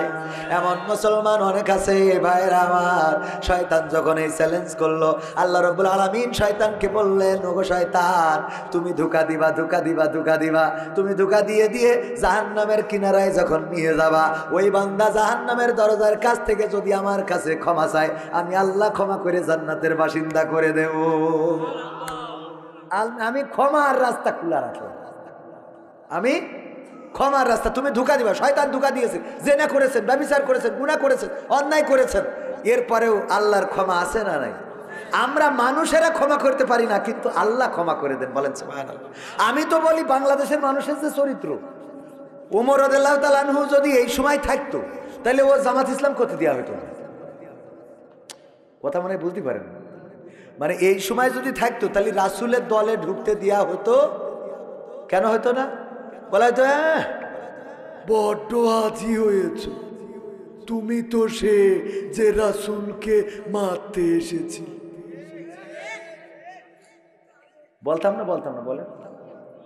এখন আওয়ামী লীগের সবচেয়ে বড় নেতা যদি বলে, আমি আজকে থেকে জামাতের সমর্থক পূরণ করি, জামাত ইসলাম হয়ে গেলাম, বলেন তো ওর মানে মানসিক এক চান্সে মেনে নেবে না? কবে পাকা মুখের আগে কুফান খাইয়ে তারপরে এখন, ঠিক না? ঠিক সাথে সাথে মেনে নেবে না? নেয় না? বিএনপিরা মানবে? কারা মানবে? আবার আওয়ামী লীগও যদি কেউ বিএনপিতে এখন ঘুরে যায়, দল যদি কোনোভাবে শেখ হাসিনা চট করে ঢুকে পড়ে, আমি যদি বলি আমি শেখ হাসিনার লোক, মানবে? কবে আগে কাটি কুলিয়ে নি, তুমি এতদিন বলি সব এমপিরা সব কোথায় গেল? এখন তুমি এই করো, তাই না? এই না আমাদের মানসিকতা, মেন্টালি। অথচ ওমর রাদিয়াল্লাহু আনহু আল্লাহ রাসূলের মাথা কাটতে গেল, একটাও পায় নাই যে রাসূলের সাহাবীরা জীবনে কোনোদিন খুঁটা দিয়েছে। এই ওমর, তুমি এত বড় কথা বলে না, তুমি তো সে যে রাসূলের। অথচ ওমর রাদিয়াল্লাহু আনহু রাসূলকে পরবর্তীতে এতটাই ভালোবেসেছেন, যখন মৃত্যুর খবর ছড়িয়ে গিয়েছে ওমর রাদিয়াল্লাহু আনহু তরবারি খুলে বের করে নিয়ে বলতেছে, যে বলবে রাসূল মারা গেছে তার কেটে গেল। জানেন কিনা? সত্যি না বললি বলেন যে না হুজুর ভুল বলেন। এতটাই রাসূলকে ভালোবেসেছে যে তরবারি উলঙ্গ। শুধু তাই না, বিশের নামে একজন ছিল যে রাসূলের বিচারটা পছন্দ হয় নাই। রাসূল বিচার করে দিলে মুসলমান, বিশের নামে একজনের কাছ থেকে টাকা ধার করে নিয়েছে, সম্ভবত নাম যাই হোক, একজন মুসলমান এক ইহুদির কাছ থেকে টাকা ধার করে নিয়েছে। নেওয়ার পরে ঘুরাই ওই ইহুদি বলল, দেখো তুমি আমার একটা ফায়সালা করে ফেলো, না হইলে চলো ওমর যেহেতু বিচারপতি ওমরের কাছে যাই, ওমরের কাছে যাই একটা ফায়সালা। এই কার কাছে যাই? নবীর কাছে যাই। নবী যেহেতু মুহাম্মদ তোমাদের নবী, রাষ্ট্র ক্ষমতায়, তার কাছ থেকে বিচারটা করে নিয়ে আসে। মুসলমান বলল ঠিক আছে মানলাম। আল্লাহ রাসূলের ব্যাপারে ইহুদি প্রস্তাব করলো, চলো যেহেতু মদিনার শাসক নবী মুহাম্মদ তোমাদের নবী, চলো তার কাছে যাই, আমরা তার কাছে বিচার দেব। তুমি আমার টাকা ধার নিয়ে এখনো ঘুরাচ্ছাও, এখন আমার টাকাটা দিলে না, চলো তোমাদের নবী যা ফায়সালা করে দেবে মেনে নেব। ওই লোকটি মুসলমান হওয়ার কারণে চিন্তা করলাম, যেহেতু রাসূলের কাছে যাবে আমার রাসূল, আমরা যেহেতু মুসলমান আমাদের পক্ষে রায় দেবে, এই মনে করে রাসূলের কাছে বিচারটা দিল। রাসূল বিচার করে ইহুদির পক্ষে রায় দিলেন, মুসলমানের বিপক্ষে রায় দিল। তখন ওই মুসলমান চিন্তা করল, ঠিক আছে যেহেতু রাসূল বিচার করেছে ইহুদির পক্ষে রায় দিয়েছে, ওমর তো একটু রক্তটা খুব রাগী মানুষ, এই এখন আমরা এই বিচারটা ছানি করার জন্য ওমরের কাছে যাব। বলল ওই ইহুদিকে, চলো আমরা ওমরের কাছে যেয়ে বিচারটা ছানি করব, দ্বিতীয়বারের মতো করব। ইহুদি বলল কারণটা কি? কারণ হলো রাসূলের বিচার আমার পছন্দ হয় নাই, আরেকবার যাই ওমরের কাছে যায়। ওমর রাদিয়াল্লাহু তাআলা আনহুর কাছে গেল, যে নালিশ করলো যে এই ব্যাপার, এই ব্যাপার। বলল এর আগে এই বিচার করেছে নবী মুহাম্মদ, আল্লাহর নবীর সাহাবী। ওমর বলল, ওগো আল্লাহর রাসূলের সাহাবী, ওগো মুসলমান, তারপরেও কেন আমার কাছে এসেছো? বিচারটা পছন্দ হয় নাই, এই জন্য আপনার কাছে এসেছি। বলল সত্যি কি রাসূলের বিচার পছন্দ হয় নাই? বলল না পছন্দ হয় নাই। বলল তাইলে একটু বসো, আমি ভিতর থেকে আসি।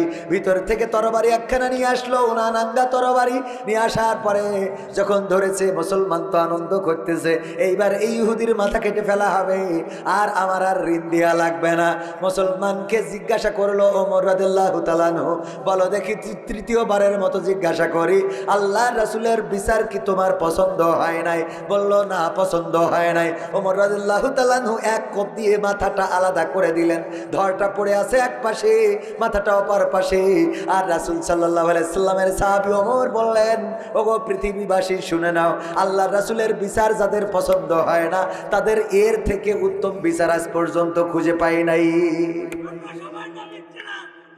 ভাইরা আমার, এর থেকে উত্তম বিচার আর খুঁজে পাই নাই। যে আল্লাহর রাসূলের বিচার পছন্দ হয় নাই, তার ধর থেকে মাথাটা আলাদা। এর বাইরে সেই ওমর যদি আজকে আমাদের জামানায় থাকতো, আমরা বলতাম এত লিকচার দিয়া না, এত লিকচার দিয়ে লাভ নাই, তুমি তো রাসূলের মাথা কাটতে। আমরা এই জাতীয় মানসিকতা অর্জন করব না। আমরা মানুষকে ক্ষমা করতে শিখবো, ভালোবাসতে শিখবো, উদারতা দেখাবো। ওমর রাদিয়াল্লাহু তাআলা আনহুর বাড়ি যেয়ে একজন মেহমান হয়েছে। কি হয়েছে? মেহমান। কিন্তু সে মেহমান হয়েছে অন্য উদ্দেশ্যে। চাকু নিয়ে গেছে, তরবারি নিয়ে গেছে, ওমর রাদিয়াল্লাহু তাআলা আনহুকে মেরে ফেলবে। তাই একদিন দুই দিন যেভাবে হোক মোটামুটি থেকেছে। এর মধ্যে ওমর রাদিয়াল্লাহু তাআলা আপ্যায়ন করেছে, খাবার দাবার খুব ভালো খাওয়া হয়েছে। রাত্রের মধ্যে ওর আবার পেট নামা হয়েছে। তো পেট নামা বোঝেন তো, পেটের ডিস্টার্ব দিয়েছে। পেটের ডিস্টার্ব দিলে বিছানার মধ্যে পায়খানা করেছে। করে চিন্তা করলো, আহারে বিছানায় পায়খানা করে ফেলেছি, এই বিছানায় থাকা, এই বাড়ি থাকা হবে না। উনি সকাল হওয়ার আগে চলে গেছে। ওমর রাদিয়াল্লাহু তাআলা আনহু সকালে দেখে মেহমান নাই, বিছানা নষ্ট। পরে উনি সেটা নিয়ে যেয়ে পানি ঢেলে পরিষ্কার করতেছে। ওই লোকটার মনে পড়ে গেল, আমি তো তরবারিটা রেখে আসছি, তরবারি বিছানার নিচে রাখছিল, তরবারিটা রেখে আসছি। তরবারি নেওয়ার জন্য আবার এসেছে। যাই হোক, বাড়ি থাক আর না থাক, যাই তরবারিটা তো আনতে হবে। তরবারি নিতে আসতে যেয়ে দেখে যে ওমর রাদিয়াল্লাহু তাআলা আনহু বিছানাটা পরিষ্কার করতেছে। ওই লোকটিকে বলতেছে, যখনই দেখেছে, দেখার সাথে সাথে বলতেছে, আমি ক্ষমা প্রার্থনা করছি আগেই, যে কালকে আমার মেহমানদারি মনে হয় ভালো হয় নাই, আমার বাড়ির খাবার খেয়ে আপনার পেট খারাপ করেছে, আপনি বিছানায় টয়লেট করে ফেলেছেন, এর জন্য ক্ষমা চেয়ে নিচ্ছি। দয়া করে আপনি আমার ক্ষমা করে দেন, যেন পরকালে এটার জন্য আমার কোনো বোঝা টানতে না হয়। ওই লোকটি বলল, এই তোমার আদর্শ, এই ওমরের আদর্শ? যে ওমরকে হত্যা করতে আসলাম সেই ওমরের বিচারটা নষ্ট করলাম, ওমর আবার উল্টো বলে যে আমার ভুল হয়েছে, ক্ষমা করে দেন। আল্লাহু আকবার বলবেন না? কোথার আদর্শ আর আমাদের আদর্শ কি? ওমর রাদিয়াল্লাহু তাআলা আনহু শুনলেন মদিনায় একজন মহিলা রয়েছে অসুস্থ, তার আপন কেউ নাই, খাওয়ানোর মতো মানুষ নাই, দেখার মতো কেউ নাই, সেবা করার মতো কেউ নাই। ওমর রাদিয়াল্লাহু তাআলা আনহু ছুটে চললেন তার আপ্যায়ন করার জন্য। বেগমকে বললেন, বেগম কিছু খাবার রান্না করে দাও, নিয়ে যাব ওই বুড়িমাকে খাওয়ানোর জন্য। খাবার রান্না করে দিল, তারপরে ওই বুড়িমার বাড়িতে গেল, যে বলল গো বুড়িমা বাড়িতে আসো নাকি, ওঠো। বাড়িতে ডাক দিয়ে উঠায় বসালো। বুড়িমা তোমার খাবার খাওয়াতে নিয়ে এসেছি। ওই বুড়িমা বলল আমারে কি খাওয়াবা, কিছুক্ষণ আগেই তো একজন খাওয়ায় রেখে গেছে। তখন বিশ্ব নবী পৃথিবীতে নাই, খলিফা হলেন হযরত আবু বকর রাদিয়াল্লাহু তাআলা আনহু। কিছুক্ষণ আগে একজন ব্যক্তি খাইয়ে রেখে গেল। ওমর রাদিয়াল্লাহু তাআলা চিন্তা করলেন কে আসলো এই সকালে। পরের দিন আর একটু সকাল করে বের হইলেন, খাবার নিয়ে পৌঁছালেন, বুড়িমার বাড়িতে ডাক দিলেন। বুড়িমা বলল এই তো কেবলমাত্র আমাকে একজন খাইয়ে রেখে চলে গেল। ওমর রাদিয়াল্লাহু তাআলা আনহু তৃতীয় দিন আবার কিছু খাবার নিয়ে ওই বুড়ির বাড়িতে ছুটলেন। ছুটতে যেয়ে যখন ওই বুড়ির বাড়ির গেটের কাছে গিয়েছেন, তখন দেখেন আবু বকর রাদিয়াল্লাহু তাআলা আনহু বের হচ্ছেন। আবু বকরের হাতে খালি থালা, খালি প্লেট, খালি পাত্র। ওমর রাদিয়াল্লাহু তাআলা আনহু বুঝে ফেললেন এই সকাল বেলায়, সাত সকালে সূর্য ওঠার আগে যেই ব্যক্তিটা ওই বুড়িমাকে খাইয়ে রেখে যায় সে কেউ নয়, সে এই জাহানের, এই আরবের খলিফা হযরত আবু বকর রাদিয়াল্লাহু তাআলা আনহু। আল্লাহর নবীর সাহাবী ওমর বললেন, ও আবু বকর, যেই মানুষটা এত সকালেই এত ভালো কাজ করে, জান্নাত তো সেই মানুষদের জন্য। সুবহানাল্লাহ বলবেন? যেই মানুষটা এত সকালেই এত ভালো কাজ করে ফেললো সেই মানুষদের জন্যই জান্নাত। এমনি ভাবে আল্লাহ রাসূলের সাহাবীরা নিজেদের আদর্শ, নিজেদের চরিত্র কত সুন্দর ছিল সব আপনাদের জানা আছে। বুড়িমা পাথর জাল দিচ্ছেন, হাড়ির মধ্যে পাথর নিয়ে জাল দিচ্ছে রান্না করার জন্য। চারিপাশে সন্তানেরা বসে কান্নাকাটি করে, মাগো আর কতক্ষণ লাগবে রান্না হইতে, আর কত সময় লাগবে, আর কত সময় পরে খাওয়াবা।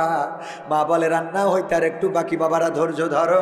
এক পর্যায়ে একজন করে সব বাচ্চা ঘুমিয়ে গেল। তারপরে ওই বুড়িটা, ওই মহিলা রান্নার চুলাটা বন্ধ করে দিল। ওমর রাদিয়াল্লাহু তাআলা আনহু রাতের অন্ধকারে দূর থেকে এটা দেখলেন। তারপরে চলে গেলেন ওই বাড়িতে, ডাক দিলেন, ওগো মহিলা তুমি কি রান্না করছিলে? তোমার রান্না শেষ হওয়ার আগে সন্তানেরা সব ঘুমিয়ে গেল, কিন্তু তোমার রান্না শেষ হয়ে গেল না, কি এমন রান্না করছিলে? ওই মহিলা জবাব দিল, কে তুমি? জানি না ওগো পথিক, আমি এই হাড়ির মধ্যে পাথর দিয়ে রান্না করেছিলাম। বলো দেখি পাথর কি কোনোদিন সিদ্ধ হয়? কেন পাথর রান্না করছিলে, কারণটা কি? ওগো পথিক, আমার বাড়িতে কোনো খাবার নাই, আজ কয়দিন হয়ে গেল বাড়িতে কোনো অন্ন নাই, আমার সন্তানেরা ক্ষুধার জ্বালায় ছটফট করে, তাদেরকে খাওয়াবো, কিন্তু তেমন কোনো খাবার না থাকার কারণে ওদের সান্ত্বনা দেওয়ার জন্য ছোট ছোট কিছু পাথর এনে হাড়ির মধ্যে ঢুকিয়েছি, তারপরে পাতিলটা জ্বালানো শুরু করেছি। আমি জানি আমার সন্তানেরা একটা পর্যায়ে ক্লান্ত হয়ে ঘুমিয়ে পড়বে, তারপরে আমি নিশ্চিন্ত থাকবো। আবার কাল সকালে উঠে আবার বাড়াবাড়ি করবে খাবারের জন্য, কালকের চিন্তা তো কালকে, আজকে তো পার করে দিলাম। ওমর রাদিয়াল্লাহু তাআলা আনহু তাড়াতাড়ি চলে গেলেন নিজের দরবারে। যাওয়ার পরে আটার বস্তা মাথায় নিয়ে যখন ছুটে আসছেন, অন্য কর্মচারীরা বলল, গো ওমর নিজেই কেন আটার বস্তাটা মাথায় নিলে, আমাদের কাঁধে তুলে দাও। ওমর রাদিয়াল্লাহু তাআলা আনহু বললেন, তোমার কাঁধে দিতে পারি, শর্ত একটা, সেটা হলো ওই পরকালের ময়দান, হাসরের ময়দানে যেদিন আল্লাহ রাব্বুল আলামিন আমাকে অপরাধী বানায় আমার গুনাহের আমলনামাটা আমার হাতে ধরিয়ে দেবে, ওই আমল গুনার খাতাটা যদি তোমরা তোমাদের কাঁধে তুলে নিতে পারো, তাইলে আটার বস্তাটা তোমাদের কাঁধে দিতে পারি। এই দায়িত্ব কেউ নিতে তো চাইলই না এবং চাইবেও না।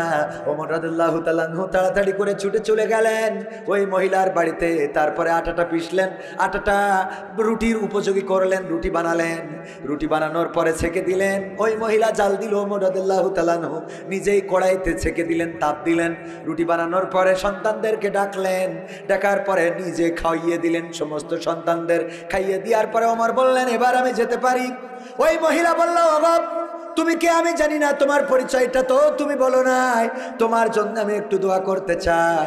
আল্লাহর কাছে দুটি হাত তুলে দোয়া করলো, গো আল্লাহ, তুমি আরবের জন্য ওমরের মতো রাষ্ট্রপ্রধান না বানায়া তুমি যদি এই পথিকের মতো একজন রাষ্ট্রপ্রধান বানিয়ে দিতে, তাইলে এই আরবে কেউ না খেয়ে রাত্রি যাপন করতো না। আল্লাহ, তুমি এই পথিকের মতো মানুষটারে রাষ্ট্রের খলিফার পদটা তুমি দিয়ে দাও। ওমর রাদিয়াল্লাহু তাআলা আনহু বললেন, ঠিক আছে, তুমি কালকে ওমরের দরবারে আসবা, ওখানেই আমি থাকবো। পরের দিন যখন বুড়িমা গেল ওমরের দরবারে, ওই মহিলা যাওয়ার পরে দেখে ওই আসনে যে বসে আছে, গতকাল রাত্রে যে নিজ হাতে রুটি বানায় বাচ্চাদের খাইয়ে দিয়েছে, সেই ব্যক্তিটাই আজকে আবার ওই প্রধান রাষ্ট্রপ্রধানের আসনেই বসা। মাকে ডাকলেন, ওগো মা, সন্তানকে ডাকলেন, মা, ওগো আমার কলিজার টুকরা, তাড়াতাড়ি ওঠো, পূর্ব দিগন্তে সূর্য উদিত হবে, ওমরের সৈন্যবাহিনী খুব তাড়াতাড়ি করে চলে আসবে। আমাদের তো সবাই চোখে চোখে রাখে, তার গোয়েন্দারা আমাদের দেখে রাখে, না জানি বিপদে পড়ে যায়, তাড়াতাড়ি করে ওঠো। মেয়ে বলতেছে, মা উঠে কি করব? কেন, কি করতে হবে জানো না? দুধে তাড়াতাড়ি পানি মিশাও, 1 লিটার দুধকে 1.5 লিটার বানিয়ে ফেলো, যেন বেশি দামে বিক্রি করা যায়। মেয়ে জবাব দিলেন, ওগো মা, আমরা ওমরের সৈন্যবাহিনীর ভয়ে এই রাতের অন্ধকারে দুধে পানি মিশাবো, এটা তো সম্ভব, কিন্তু আমরা ওমরের সৈন্যবাহিনীর চোখ ফাঁকি দিলেও আল্লাহর চোখ কি ফাঁকি দিতে পারবো? আল্লাহর চোখ তো ফাঁকি দেওয়া যাবে না। তিনি দিনের আলোতে আমাদেরকে দেখেন, রাতের অন্ধকারে দেখেন, ছাদের নিচে দেখেন, ছাদের উপরে দেখেন। মাঝে মাঝে চিন্তা দেওয়ার জন্য বলি, ওগো আমার ভাইয়েরা, জীবনে এমন অনেক গুনাহ আছে, যেই গুনার খবর যদি মা জেনে যেত, মা ভাত রান্না করে খাওয়াতো না। আরে খুকারে, এত কুলাঙ্গার সন্তান তুই আমার, তোরে পেটে ধরেছি, এত বড় অপরাধ তুই করেছিস। আমাদের জীবনে এমন অনেক গুনাহ আছে, যদি আব্বা জেনে যেত বাড়ি থেকে ঘাড় ধাক্কা দিয়ে বের করে দিত। এমন সন্তান আমার বাড়িতে জায়গা দেব না। এত বড় অপরাধ করেছিস, আমার তো মান সম্মান থাকবে না। আমাদের জীবনে এমন অনেক গুনাহ আছে, যেই গুনার খবর যদি আমাদের সাথে ঘুমিয়ে থাকা স্ত্রী জেনে যেত, তাইলে আমাদের সাথে সংসার করতো না, বলতো, আরে যারে আমি ফেরেশতার মতো মানুষ মনে করি, তুমি আমার স্বামী, এত বড় অপরাধী তুমি, তোমার মতো মানুষের সাথে আমার সংসার কন্টিনিউ করা হবে না। এই বলে স্বামীর সংসার ছেড়ে চলে যেত।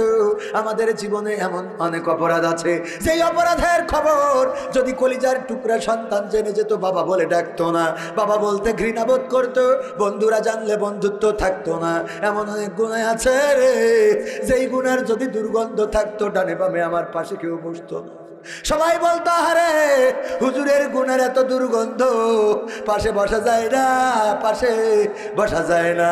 এত গুনাহ আমরা করেছি, পৃথিবীর কোনো মানুষ দেখে নাই, পৃথিবীর কোনো মানুষ জানে নাই, মা জানে নাই, স্ত্রী জানে নাই, সন্তান জানে নাই। জীবনে এমন অনেক গুনাহ আছে, যেই গুনার খবর আল্লাহ জানে, আল্লাহ দেখেছেন। আল্লাহ রাব্বুল আলামিনের চোখ তো ফাঁকি দিতে পারি নাই। আল্লাহর নবীর সময় এমন সাহাবী, এমন মুসলমান আল্লাহ তৈরি, আল্লাহর নবী তৈরি করেছিলেন, গড়েছিলেন। ওই মা বলল, দুধে পানি মিশাতে হবে। মেয়ে বলল, গো মা, এই রাত্রে দুধে পানি মিশাবো, ওমরের সৈন্যরা তো দেখবে না, ওমরের গোয়েন্দারা হয়তো জানবে না, কিন্তু আল্লাহ রাব্বুল আলামিনের ফেরেশতাদের চোখ তো ফাঁকি দিতে পারবো না। কেরামিন কাতিবিন যে লেখে, এই লেখা তো আমরা আটকে রাখতে পারবো না। আল্লাহ রাব্বুল আলামিনের চোখ তো ফাঁকি দিতে পারবো না, তাইলে কেন বলো মা পানিতে দুধে পানি মিশাবো? এই কথা বলেছে ওমর রাদিয়াল্লাহু তাআলা আনহু, বাইরে থেকে কণ্ঠটা শুনেছেন, কথাটা শুনেছেন। তারপরে বাড়িতে খবর পাঠালেন যে তুমি তোমার মেয়ে সহ ওমরের রাজপ্রাসাদে দেখা করো। মহিলা বুঝে ফেললেন, নিশ্চয় গোয়েন্দারা বুঝে ফেলেছে, জেনে ফেলেছে আমি দুধে পানি মিশাতে চেয়েছি।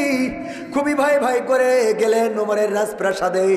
ওমর বললেন, বলো কালকের রাত্রের কি কথোপকথন তোমাদের হয়েছিল?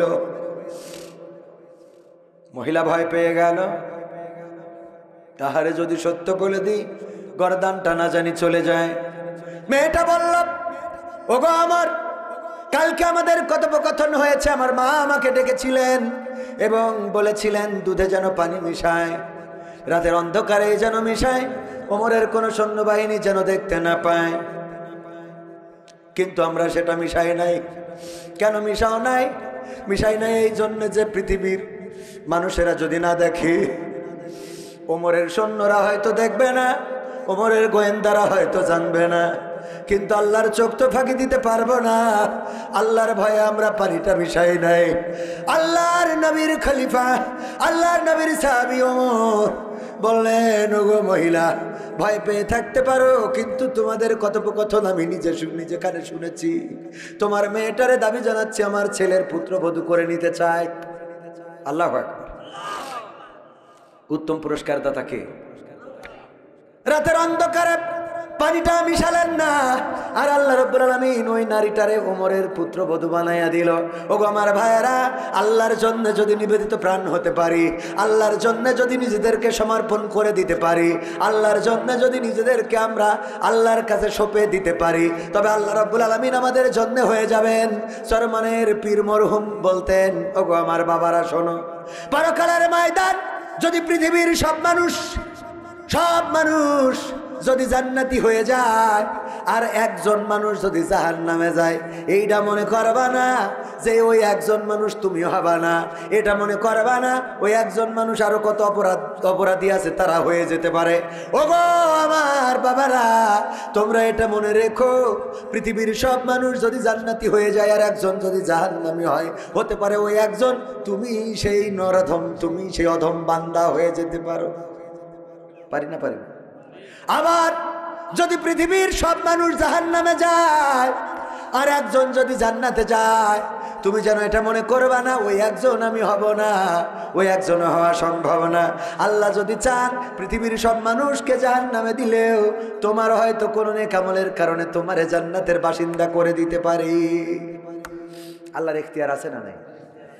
সে আল্লাহর কাছে নিজেদেরকে সঁপে দিতে হবে, আদর্শবান চরিত্রবান হিসাবে গড়ে তুলতে হবে। একজন আমাদের বাচ্চারা মসজিদে গেলে অনেকেই চিল্লাফাল্লা শুরু করে দেয়, আছে না নাই? বাচ্চারা মসজিদে গেলে আত্তাহিয়াতু পড়া তো দূরের কথা, যদি বাচ্চারা একটু হাসাহাসি করে ও খালি পড়ে আত্তাহিয়াতু লিল্লাহি ওয়া সালাম। খাস চাইলে যে আসতেছে নামাজ শেষে ধর্ম, ঠিক না বেঠিক? আল্লাহুম্মা সাল্লি আলা মুহাম্মাদি ওয়া আলা, এরে বাবা এসব লাস্টে ইনশাআল্লাহ। 14 ফেব্রুয়ারি নিয়ে কিছু উপদেশ চাই। 14 ফেব্রুয়ারিতে যাদের ভালো বাইক নেই, ভালো বাইক ভাড়া করে পিছনে তুলাইয়ে তারপরে গিয়ার যত মারা যায় মারব, নাকি এই উপদেশ হবে? 14 ফেব্রুয়ারি কি দিবস? কিসের ভালোবাসা? ওটা কুত্তাদের ভালোবাসা দিবস। কাদের ভালোবাসা দিবস? কুত্তাদের ভালোবাসা দিবস, কুত্তা কুত্তিদের ভালোবাসা দিবস। ওটা কোনো মানুষের ভালোবাসা দিবস হতে পারে না। আমাদের ভালোবাসা সব সময়, আমাদের ভালোবাসা সব দিন, আমাদের ভালোবাসার কোনো দিন নাই। ভালোবাসা যদি দেখতে চান, ভালোবাসার উত্তম আদর্শ হলো বিশ্ব নবী সাল্লাল্লাহু আলাইহি সাল্লাম ভালোবেসেছেন। খাদিজা রাদিয়াল্লাহু তাআলা আনহার বয়স ছিল কত? 40। কত? 40। আর বিশ্ব নবীর বয়স ছিল কত? 25 বছর বয়সে খাদিজা রাদিয়াল্লাহু তাআলা আনহাকে বিয়ে করলেন। এবং এই বিয়ের পরে বিশ্ব নবী সাল্লাল্লাহু আলাইহি সাল্লাম খাদিজা রাদিয়াল্লাহু তাআলা আনহা ইন্তেকালের আগ পর্যন্ত আর দ্বিতীয় কোনো বিয়ে করেন নাই। যতদিন খাদিজা ছিল ততদিন আমার রাসূল সাল্লাল্লাহু আলাইহি সাল্লাম শুধুমাত্র খাদিজাকে স্ত্রী হিসেবে রেখেছেন। শুধু তাই নয়, মসজিদে নববীতে হঠাৎ একদিন আল্লাহর নবীর স্ত্রী আয়েশা ঘুম ভেঙে দেখলেন পাশে নবী নাই। চিন্তা করলেন রাসূল হয়তো অন্য বিবিদের ঘরে গিয়েছেন। চিন্তা করে অন্য বিবিদের ঘরে খোঁজ নিলেন না, অন্য কোনো বিবির ঘরে যায় নাই। বুঝতে পারলেন তাইলে হয়তো বিশ্ব নবী মসজিদে নববীতে আছে। চলে গেলেন মসজিদে নববীতে, যাওয়ার পরে দেখলেন সত্যিই তাই, বিশ্ব নবী সাল্লাল্লাহু আলাইহি সাল্লাম কার কাছে? রবের কাছে দুইখানা হাত তুলে ফরিয়াদ করছে, ওগো আল্লাহ, ওই বিপদের দিন, মুসিবতের দিন, কিয়ামতের দিন, যেদিন সন্তান তার মায়ের পরিচয় দিবে না, মা তার সন্তানের পরিচয় দিবে না, ভাই তার বোনের পরিচয় দিবে না, বোন তার ভাইয়ের পরিচয় দিবে না, আপনজন তার আপনজনের পরিচয় দিবে না। ওগো আল্লাহ, ওই দিন যেন আমি আমার বিবি খাদিজারে না হারায়ে ফেলি। আল্লাহর নবীর স্ত্রী আয়েশা রাদিয়াল্লাহু তাআলা আনহা পিছন থেকে মোনাজাতটা শুনলেন। তারপরে মোনাজাত শেষ হয়ে গেলে বললেন, ওগো নবী, আপনার বয়স ছিল 25, তার মানে যৌবনের টকবকে সময়। সেই সময় আপনি বিয়ে করেছেন 40 বছরের একজন বৃদ্ধা। শুধু তাই না, ইতিপূর্বে তার 3টা স্বামীগত হয়েছে। ইতিপূর্বে কয়টা স্বামী? তিনটা স্বামী শুধু গত হয়েছে তা নয়, তার সন্তানও ছিল। ওগো নবী গো, এই খাদিজা ইন্তেকালের পরে কি আপনার ঘরে আর কোনো সুন্দরী নারী আসে নাই যে এখনো পর্যন্ত আপনি মক্কা ছেড়ে মদিনায় এসেছেন, যেই খাদিজার কবর আছে মক্কায়, এই মদিনায় আসার পরেও এতগুলো বিবি আপনার ঘরে থাকার পরেও এখনো তার কথা ভুলতে পারেন নাই? আল্লাহর নবী লাল হয়ে গেলেন একেবারে, এতটাই কষ্ট পেয়েছেন, চেহারাটা লাল হয়ে গেল, রক্তিম বর্ণ ধারণ করে নিল। আল্লাহর নবী বললেন, ওগো আয়েশা, তুমি আমার খাদিজার সম্বন্ধে এমন কথা শোনায়ও না, এমন কথা বলো না, এমন কথা বলো না যেটা আমি কষ্ট পাই। আল্লাহর নবীর স্ত্রী বললেন, আমার ভুল হয়েছে, ওগো নবী আপনি একটু খাদিজার সম্বন্ধে শুনান, আমাদের থেকে তার ব্যতিক্রমটা কি ছিল?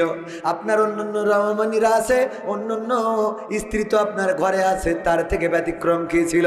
আল্লাহর নবী বললেন, ওগো আয়েশা, আমি যখন নবুয়ত পেয়েছি, নবুয়ত পাওয়ার পরে মক্কায় দাওয়াতের জন্য বের হতাম, আমার দাওয়াত তো কেউ গ্রহণ করতোই না, বরং আমার দিকে পাথর নিক্ষেপ করতো, আমারে মারতো, ধরতো, কাটতো, আমারে এমন নির্যাতন করতো, আমার রক্ত ফিনকি দিয়ে বের হয়ে যেত। আবু জাহেল আমার কপালে আঘাত করে মাথা ফাটিয়েছে, আমি নামাজে দাঁড়ালে উটের নাড়ি ভুড়ি চাপিয়ে দিয়েছে, আমার গায়ে থুতু নিক্ষেপ করেছে, হজের সময় তাবুতে তাবুতে মানুষকে বলেছে যে ওখানে একটা পাগল আছে, ওই পাগলের তাবুতে যেন যাবা না। এই অবস্থার মধ্যে আমি দিনের আলোতে যখন বের হতে পারতাম না, রাতের অন্ধকারে মানুষের দরজায় দরজায় দাওয়াতের জন্য বের হতাম।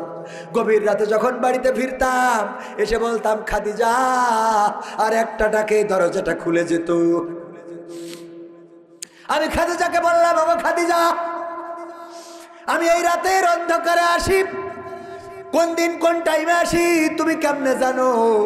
কোনোদিন 2টায়, কোনোদিন 3টায়, কোনোদিন 1টায়, কোনোদিন 4টায় বাড়িতে ফিরি, আর এসে মাত্র একবার ডাক দিই খাদিজার, অমনি দরজা খুলে যায়।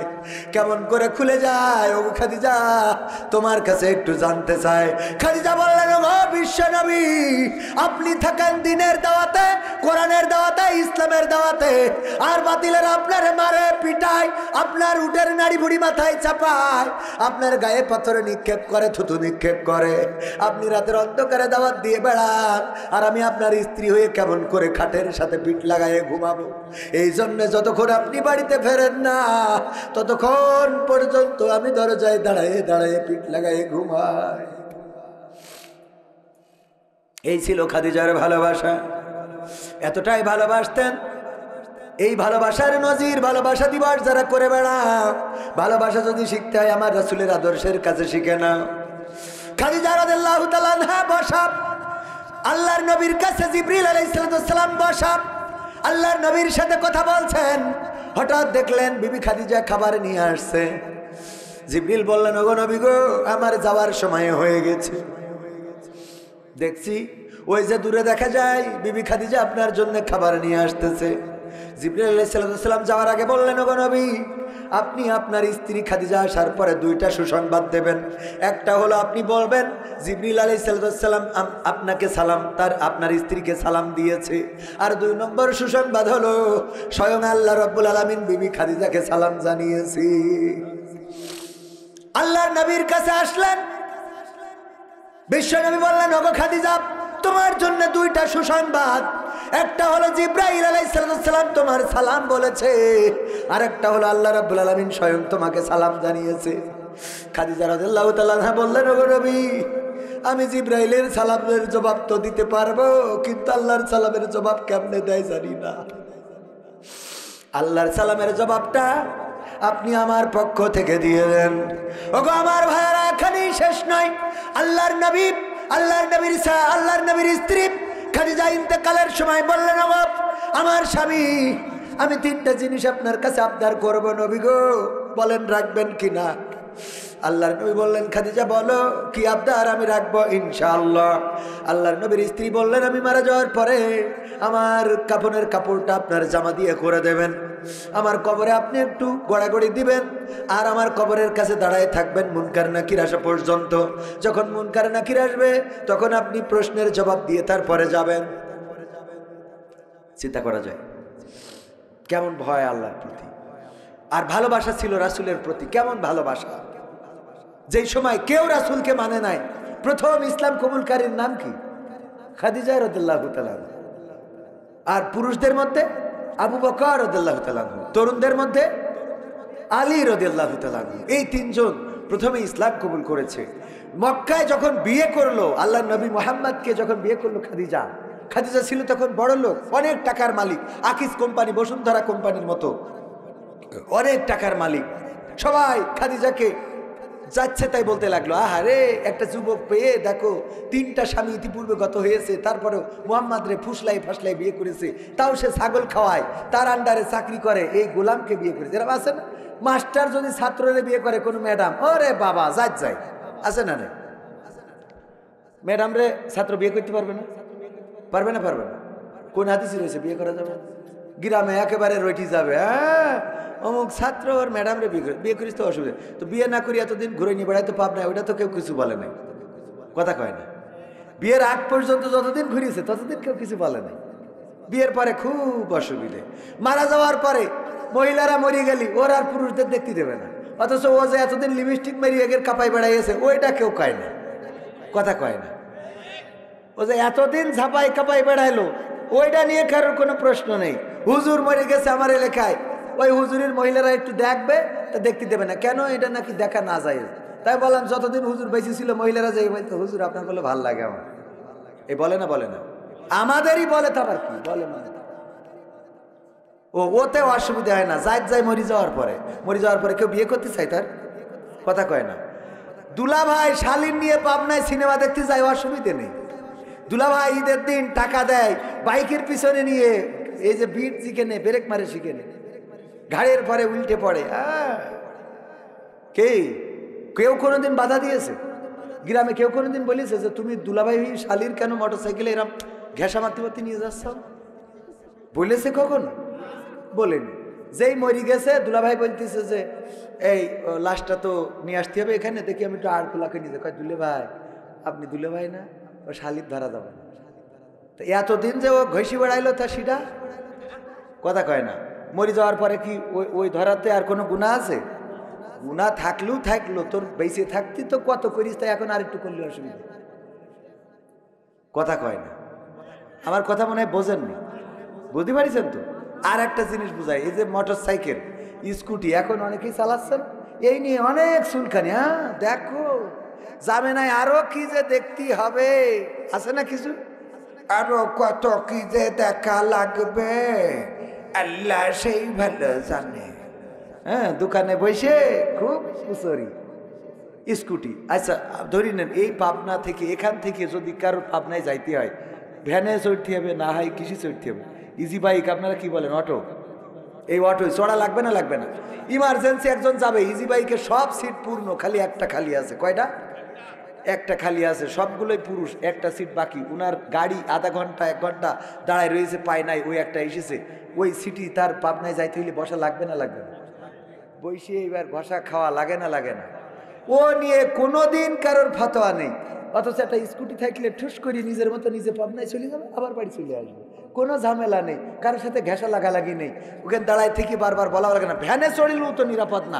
ভ্যানে যদি মহিলা একটা থাকে, ও ভ্যানেলা সিটি বসে না, ও পাশে বসে, মনে হয় ডার্লিং নিয়ে যাচ্ছে, ঠিক না বে? ঠিক সত্য বলছি না মিথ্যা বলছি? ও পাশে বসে গল্প করে, ভাবি দিলীপ ভাই কানে থাকে, আরে বাবা, ঠিক না বেটে?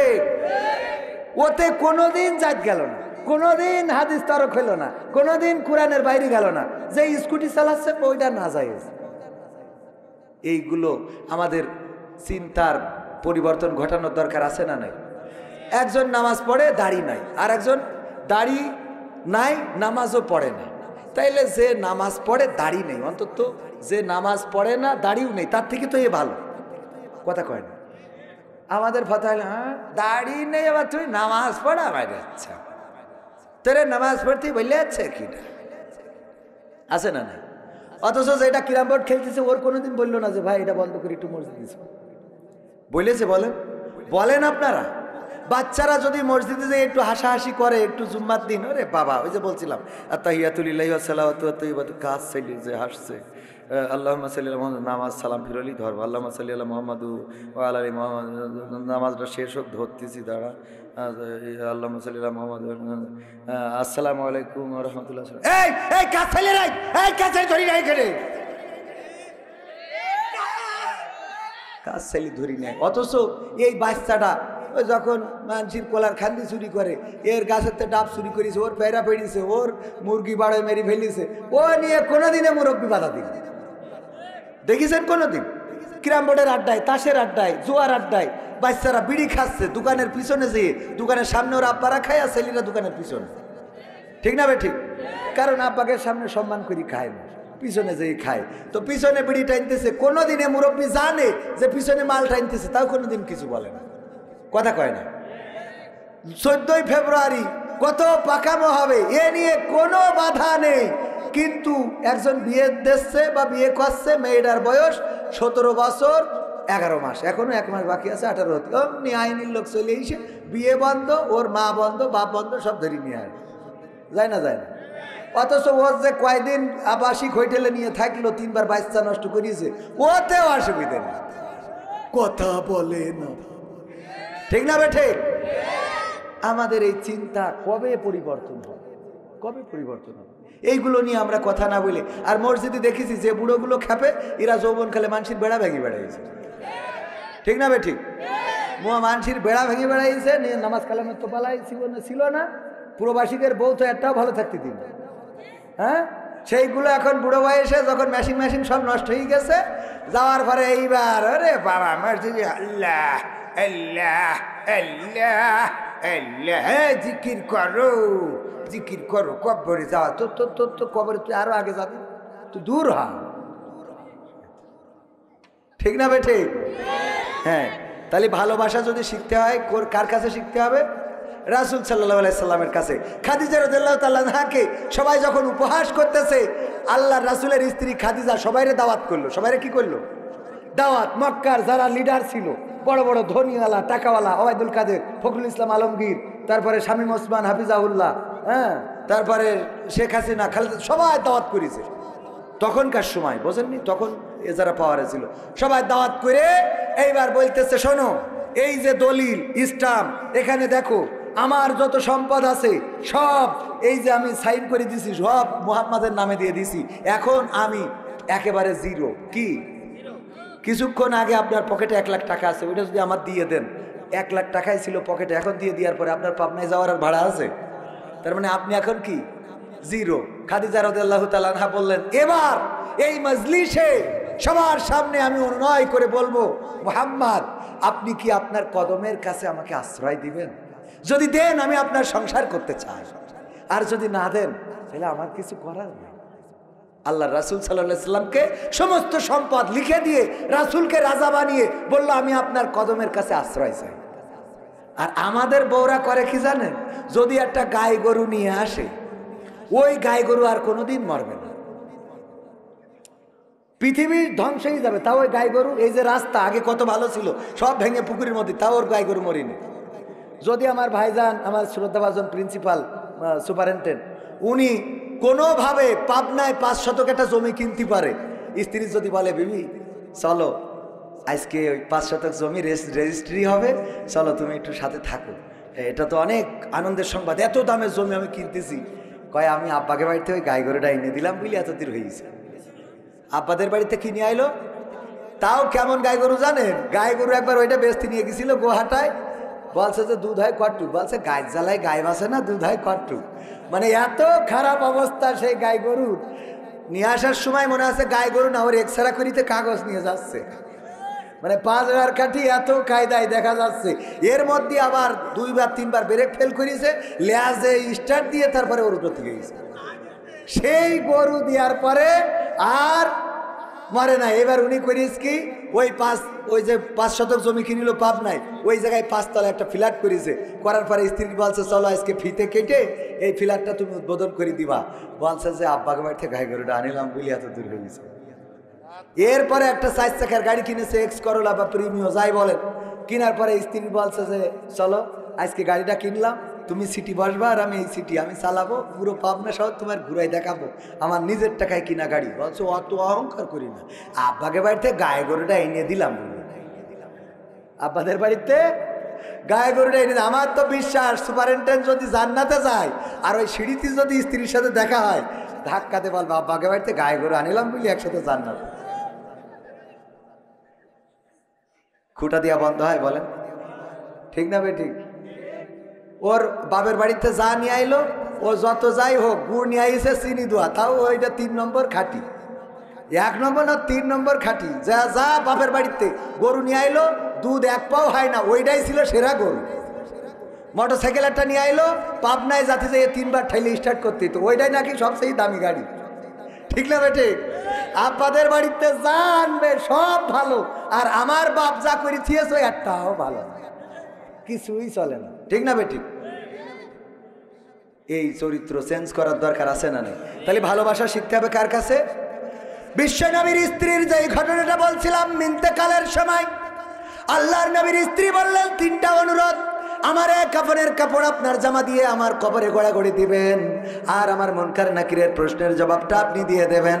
এই কথা বলার পরে যখন ইন্তেকাল করলেন বিবি খাদিজা রাদিয়াল্লাহু তাআলা আনহা, ইন্তেকালের পরে আল্লাহর নবী জানাজার কাফনের কাপড়টা নিজের জামা দিয়ে করলেন, কবরে গড়াগড়ি দিলেন।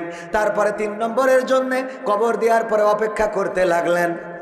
না ফেরেশতারা আসে না, আসে না, আসে না। হঠাৎ করে জিবরাইল আলাইহিস সালাম এসে বললেন, ওগো নবী আপনি বাড়িতে চলে যান, আপনি বাড়িতে চলে যেয়ে আপনার কন্যাদেরকে সান্ত্বনা দেন। আল্লাহর নবী বললেন, ওগো জিবরাইল তুমি কি জানো না মারা যাওয়ার পরে যে ওসিয়ত করে যায় সেটা পালন করা লাগে। কি এমন ওসিয়ত করেছে? আমার বিবি 3টা ওসিয়ত করেছিল, একটা যেন আমি তার কাফনের কাপড় দিই, আমি যেন কবরে গড়াগড়ি দিই, আর আমি যেন তার মৃত্যুর পরে তার মুনকার নাকিরের প্রশ্নের জবাব আমি দিয়ে দিই। এই জন্য দাঁড়িয়ে আছি, আগের 2টা তো করা শেষ। আল্লাহর নবীকে ফেরেশতা জিবরাইল জানালেন, ওগো বিশ্ব নবী যেই খাদিজা কবরের প্রশ্নের জবাবের এত ভয় পেয়েছে, সেই খাদিজার প্রশ্নের জবাব আল্লাহ রাব্বুল আলামিন আরশে আজিম থেকে দিয়ে দিয়েছে। সুবহানাল্লাহ, সুবহানাল্লাহ বলবেন না? বলেন সুবহানাল্লাহ। যাই হোক, ভালোবাসা দিবস এটা বেহায়া দিবস। এই দিবসের সাথে মুসলমানের কোনো সম্পর্ক থাকতে পারে না। ভালোবাসা মুসলমানরা শিখিয়েছে কেমন করে ভালোবাসতে হয়। যেই জাহিলিয়াতের যুগে নারীদের কোনো দাম ছিল না, ছোট ছোট কারণে বিবাদ বেঁধে যেত। মাদি উটকে প্রহার করাকে কেন্দ্র করে যুদ্ধ করেছে 40টা বছর ধরে। এমনকি যাকে চাইতো মনে চাইতো বিয়ে করত, আবার মনে চাইতো তালাক দিত। নিজের বোনকে বিয়ে করত, 5টা 10টা কোনো লিমিট ছিল না। সেই সময় আল্লাহ রাসূল সাল্লাল্লাহু আলাইহি সাল্লাম এসে এমন একটা সমাজ গড়ে দিলেন, কন্যা সন্তান হইলেই পা ধরে আছাড় দিয়ে মেরে ফেলতো। সেই সমাজে কন্যা সন্তান হওয়াকে তারা নিজেদের ভাগ্য মনে করলেন। বলেন সুবহানাল্লাহ। এমন ভালোবাসা শিখালেন যে কন্যা সন্তান জন্মগ্রহণ করলে তারা বেশি আনন্দ পেত যে আমাদের আল্লাহ কন্যা সন্তান দিয়েছে। এই ভালোবাসা শিখিয়েছিলেন, মায়া শিখিয়েছিলেন, মহব্বত শিখিয়েছিলেন। আম্মা আয়েশা রাদিয়াল্লাহু তাআলা আনহাকে বললেন, চলো দৌড়ায়। কোথায়? ওই টিলাটার কাছে। রাত্রে দৌড় দিলেন। আল্লাহর নবীর স্ত্রী ফার্স্ট হয়ে গেল, বললো আমি জিতে গেছি। কইলো অসুবিধা নেই। আবার আর একদিন ডাকলেন, বললেন চলো দৌড়ায়। দৌড়াইয়ে বিশ্বনবী ফার্স্ট হয়ে গেলেন। বিশ্বনবী যখন ফার্স্ট হয়েছেন, আম্মা আয়েশা লজ্জা পেয়েছেন। আল্লাহ নবী বললেন, আগের দিন তুমি আমারে ঠকাইছিলে, আজকে তোমারে ঠকালাম। ঠকাই আমরা স্বামী স্ত্রী সমান সমান হয়ে গেলাম। সুবহানাল্লাহ। আল্লাহর নবী বলেছেন, যারা তোমরা স্ত্রীদের প্রশংসা করো এবং তাদের সামনের উপরে। কাদের উপরে? স্ত্রীদের সামনের উপরে প্রশংসা করো। আমরা প্রশংসা করি বন্ধুর কাছে, দোস্ত মাল একটা নিয়ে আইস। নাউজুবিল্লাহ বলবেন না? কয় কিরাম তুই দেখবি? আচ্ছা ঠিক আছে, এই কালকে ওই বাঁশ খাওয়া ক্যাফেতে দেখা হবে। কি খাওয়া ক্যাফে? বাঁশ খাওয়া ক্যাফে আছে না নাই? মানে গেলেই চা 1 কাপ খাবেন, ওই মকসেদ যা বানাই তার থেকে খারাপের দাম নাকি 300 টাকা। আমি ও দোকানে মোট বসিনি, আমার পাম্পে একদিন বসাইছে যে ভাই আসেন একটু কফি খাওয়াই। ওমা 1 কাপ কফি 2 কোন বিস্কুট খেয়ে দেখি যে আমি 1 মাস খালি যা বিল হয় তা ওর ওখানে নিয়েছি। আমি বললাম আমার সাথে কেউ নেই তাই এই তা থাকলি করতিস কি? থাকলি তো পুরো আমার ভিটে বেঁচে তো শোধ করতে হইতো, ঠিক না বেটে? তো বাঁশ খাওয়া ক্যাফেতে সাজাই গুজাই নিয়ে যায়। আর বউকেও বলে, বিবি আজ আমার বন্ধু তোমাকে একটু দেখবে, তুমি সাজো। ও স্বামীর জন্য না সাজু, বন্ধু যেদিন দেখবে ওদিন লিপস্টিক ঠিকই মারে, কথা কয় না। নখ পালিশ আলতা, তারপরে আইলা না সাইলা না পাইলা না, আর সাজু গুজু কি? এবার যেই বন্ধুর সামনে নেও দেখো, বন্ধু চিন্তা করে মাল যেটা পেয়েছে, ভাবি আপনার ফোন নাম্বারটা একটু দিয়ে তারপরে একসাথে লাইন বেলাইন এইবার না, ঠিক না বে ঠিক? সত্য না মিথ্যা? স্ত্রীরা স্বামীদের জন্য সাজি না। আমি প্রায় জায়গায় ওপেন বলি, আমার মা বোনেরা স্বামীদের জন্য এমন সাজবেন, ও সিরিয়ালে দেখবে পরিমণি বাড়ি, এসে দেখবে পরিমণি ছোট বোন বাড়ি, কথা কয় না। সাজুগুজু এরম হবে সুন্দর করে, সেই যে ছোট ছোট জামা প্যান্ট কত পাওয়া যায়, এগুলো কিনবেন পরবেন। আপনারা কিনে দেবেন দরকার হলে, মুরব্বীদের দরকার নেই, ইয়াংরা। এগুলো যখন করবেন তখন ওরা আর ওই যে সিনেমার নায়িকা দেখবে না। নায়িকা যদি বাড়ি থাকে দেখবে, কথা কয় না। এই বউ দেখবেন অন্যায় কাজ করে, যাদের বউ নেই তারা, ঠিক না? বউ হলি মোটামুটি যে এতদিন মানসির প্রবাসীর বউর ঘরের পিছনে বসে সারা রাত বসে দেখতো, তাহাজ্জুদ পড়তো ওখানে, সে বিয়ে করার পরে তার আর বাড়িতে বেরোতে দেখা যায় না, ঠিক না বেঠিক? ভুল বলছি না ঠিক বলছি? তার মানে বাড়ি যখন এসেছে তখন আর টেনশন নেই। তো এই জন্য বাড়ি যদি পরিমণির মতো এরকম ছোট ছোট জামা প্যান্ট পরে, তবে পরিমণির দেখো কে যাবে, কথা কয় না। এইগুলো করতে হবে, এগুলো করাইতে হবে, এগুলো নাজায়েজ না। আল্লাহ কোরআনেই বলে দিয়েছে, নারীরা হলো তোমাদের ক্ষেত স্বরূপ, যেভাবে ইচ্ছা সেইভাবে। তা আপনার ক্ষেতে আপনি পেঁয়াজ চাষ করবেন না আলু চাষ করবেন, সে আপনার ব্যাপার। কথা বোঝেননি? কয় টমেটো শয়তান আছে দেখছি, যাই চাষ করেন সেটা আপনার ক্ষেত স্বরূপ। আমার কথা হুজুর ঠিক বলছি না ঠিক বলছি? তো আপনার ক্ষেতে পেঁয়াজ আলু আপনি চাইলে বুরকা পরাইও রাখতে পারেন আপনার ঘরে, আপনি চাইলে পরিমণি, লেডিমণি, ঐশ্বরিয়া রায়, কারিনা কাপুর, রাশ্মিকা মান্দানা ওদের কাপড়ও পরাতে পারেন, কোনো অসুবিধা নেই। বরং এইটাই সোয়াবের, বলেন সুবহানাল্লাহ। এইটাই কিসের? আল্লাহ নবী বললেন, ওগো সাহাবীরা তোমরা যখন স্ত্রীদের সাথে মিলন করো তখন আল্লাহ তোমাদের সোয়াব দেয়। সাহাবীরা বলছে লজ্জা পাইছি। কে লজ্জা? বলছে আল্লাহ রাসূল, মিলন করলেও সোয়াব পাওয়া যায়। বিশ্বনবী বললেন, তোমরা যদি এই কাজটা নিজের স্ত্রীদের বাইরে করতে গুনাহ হতো কিনা? সাহাবীরা বললেন অবশ্যই গুনাহ হতো। বিশ্বনবী বললেন, যেই কাজ বাইরে করলে গুনাহ হয় সেই কাজ যেখানে জায়েজ সেখানে করলে সোয়াব হয়। সুবহানাল্লাহ। তো সুতরাং পরিমণির ছোট জামা দেখলে যেমন গুনাহ হয়, আপনি আপনার বোর ছোট জামা পরাই দেখলে সোয়াব হবে। সুবহানাল্লাহ। এই সোয়াব করার দরকার আছে না নাই? আজকের তে শুরু, তাই বলে যাকে বউ নেই ওরা শুরু করে। হ্যাঁ, মনে থাকবে ভালোবাসা তাহলে কোথায়? ইসলামে। ইসলামের সৌন্দর্য এই ভালোবাসা। আল্লামা সাঈদী মৃত্যুর ঘটনা, কবর খননের কাজ সম্পূর্ণ হওয়ার সেই করুণ ঘটনা শুনতে চাই। আল্লামা সাঈদী কি শহীদ হয়েছেন? কিছু বিএনপি নেতারা এ বিষয়ে বলাবলি করছে, কিছু বলেন। বাবারে, এই ডাইরেক্ট বিএনপি নেতা, জামাত নেতা, আওয়ামী লীগ নেতা এটা বলার কোনো দরকার নাই, এক নম্বর কথা। কারণ যে বক্তৃতা দেবে এই বক্তৃতা দলের না হইলে হইল, দলের প্যাড সম্বলিত যদি কোনো বক্তৃতা হয় তখন বুঝবেন এটা দলের বক্তৃতা। কথা ঠিক আছে তো? একজন চরমনায়ের মুরিদ কি করিছে, ও জায়গায় ওই ইমামতি করতো, একজনের বউ নিয়ে চলে গেছে, এ কি চরমনায়ের দোষ? একজন জামাত ইসলামের রুকন, ও কি করিছে, একজন ব্যবসা করছিল তার শাটার টেনে তালা মেরে দিয়েছে, এ কি জামাত ইসলামের দোষ? না, এটা দল বলে লেখালেখি করা যাবে না। মাথায় রাখতে হবে যারা বলতেছে এরা হলো কিছু আছে এই সমাজে কুলাঙ্গার। কি গার? যারা ইসলাম বোঝে না, কোরআন বোঝে না, হাদিস বোঝে না, স্টেজে উঠে বলে কোরআনের সাথে কোনো সম্পর্ক নেই, আবার টুপি পরি চরমনার পীর সাহেবের কাছে যায়। আছে না নাই? ইসলামের সাথে সম্পর্ক নেই কোরআনের, রাজনীতির সাথে সম্পর্ক নেই কোরআনের। কি? কোরআনের সাথে রাজনীতির কোনো সম্পর্ক নেই, ভালো কথা মেনে নিলাম। তা তুই টুপি পরি আবার চরমনার পীর দরবারে কেন? হ্যাঁ, এই জিনিসগুলো আমাদের বুঝতে হবে। এটা কোনো দলের বক্তব্য না, এটা কিসের বক্তব্য? এটা ব্যক্তির বক্তব্য। যেই ব্যক্তি বলে ওই ব্যক্তির দায়, ওই ব্যক্তির দায় কখনো দল নেবে না। বিএনপি আমরা মনে করি তারা দল হিসেবে এখনো ভালো দল। কথা বোঝেননি? আওয়ামী লীগকেও খারাপ দল বলে, তারাও তো ভালো মানুষ। আছে না? আছে। মানে কি, আগে মাহফিল আমরা করেছি না আওয়ামী লীগ ক্ষমতায় থাকতে, 30,000 40,000 50,000 করে টাকাতে সব আওয়ামী লীগের নেতারা। আরে এখন তো কেউ দিতে চায় না। এই ঠিক বলছি না ঠিক বলছি? তো ভালো সব জায়গায় আছে। আল্লাহ কার ক্ষমা করবে সেটা আল্লাহর ব্যাপার। আমি বললাম আল্লাহ যদি চায় শেখ হাসিনারও আল্লাহ জান্নাত দিতে পারে। আমাদের ইমাম সাহেব বলছে আল্লাহ তো তোর মতো পাগল হয়ে গেছে। বলছি মা, আল্লাহর ক্ষমা আল্লাহ ফেরাউনেরও যদি দিতে চাই দিতে পারেন। আল্লাহ যারে ইচ্ছা তারে ক্ষমা করতে পারে। তা বলছে আল্লাহ ক্ষমা করবে, তা আমরা কনে গেছি কেন? তা বলছে ওখান থেকে টেনে ধরবো কে? তা বলছে 16 বছর ঘরে শুতে দিনই আর এখন যে জান্নাতে শোবে। এত সহজ পাইনি। মানে মনের কষ্টে আমাদের সাবেক ইমাম, আমি নাম না বলি কেবেন, আমার বলিতে ব্যবসা করে খাচ্ছ। তো এখন এই যে মনে করেন এটা আল্লাহর এখতিয়ার। যাই হোক, আল্লামা সাঈদীর মৃত্যুর পরে কবর খোঁচার সুযোগ এই হাতে হয়েছে, লাশটা ধরে নামানোর সুযোগ আল্লাহ করে দিয়েছিলেন এই অধম বান্দাকে। তার মৃত্যুর দিন জানাজায় যত মানুষ হয়েছে, এত মানুষ একজনের জনসভায় যদি ওই নায়িকা গায়িকা নিয়ে আসে তাও হবে। জানাজায় যত হয়েছে মানুষ জীবনের রিস্কি নিয়ে সেই জানাজায় গিয়েছে ওই সময়। এই মানুষটার অনেক ঘটনা, সব বলবো না। আমি বলবো এই মানুষকে নিয়ে যারা বাজে কথা বাজে মন্তব্য করছেন, আমি বলবো তারা ওই তাদের দোসর যারা আল্লামা সাঈদীর এই বাংলার জমিনে রাখতে চায়নি। ওরা তাদের সুরে কথা বলে। আমার তো মনে হয় মাঝে মাঝে মনে করি শয়তান কিছু দায়িত্ব কিছু মানুষের পরে দিয়ে নিজে বাড়ি চলে যায়, যে তোর পরে দায়িত্ব। যেরকম এখন জিকির উঠেছে,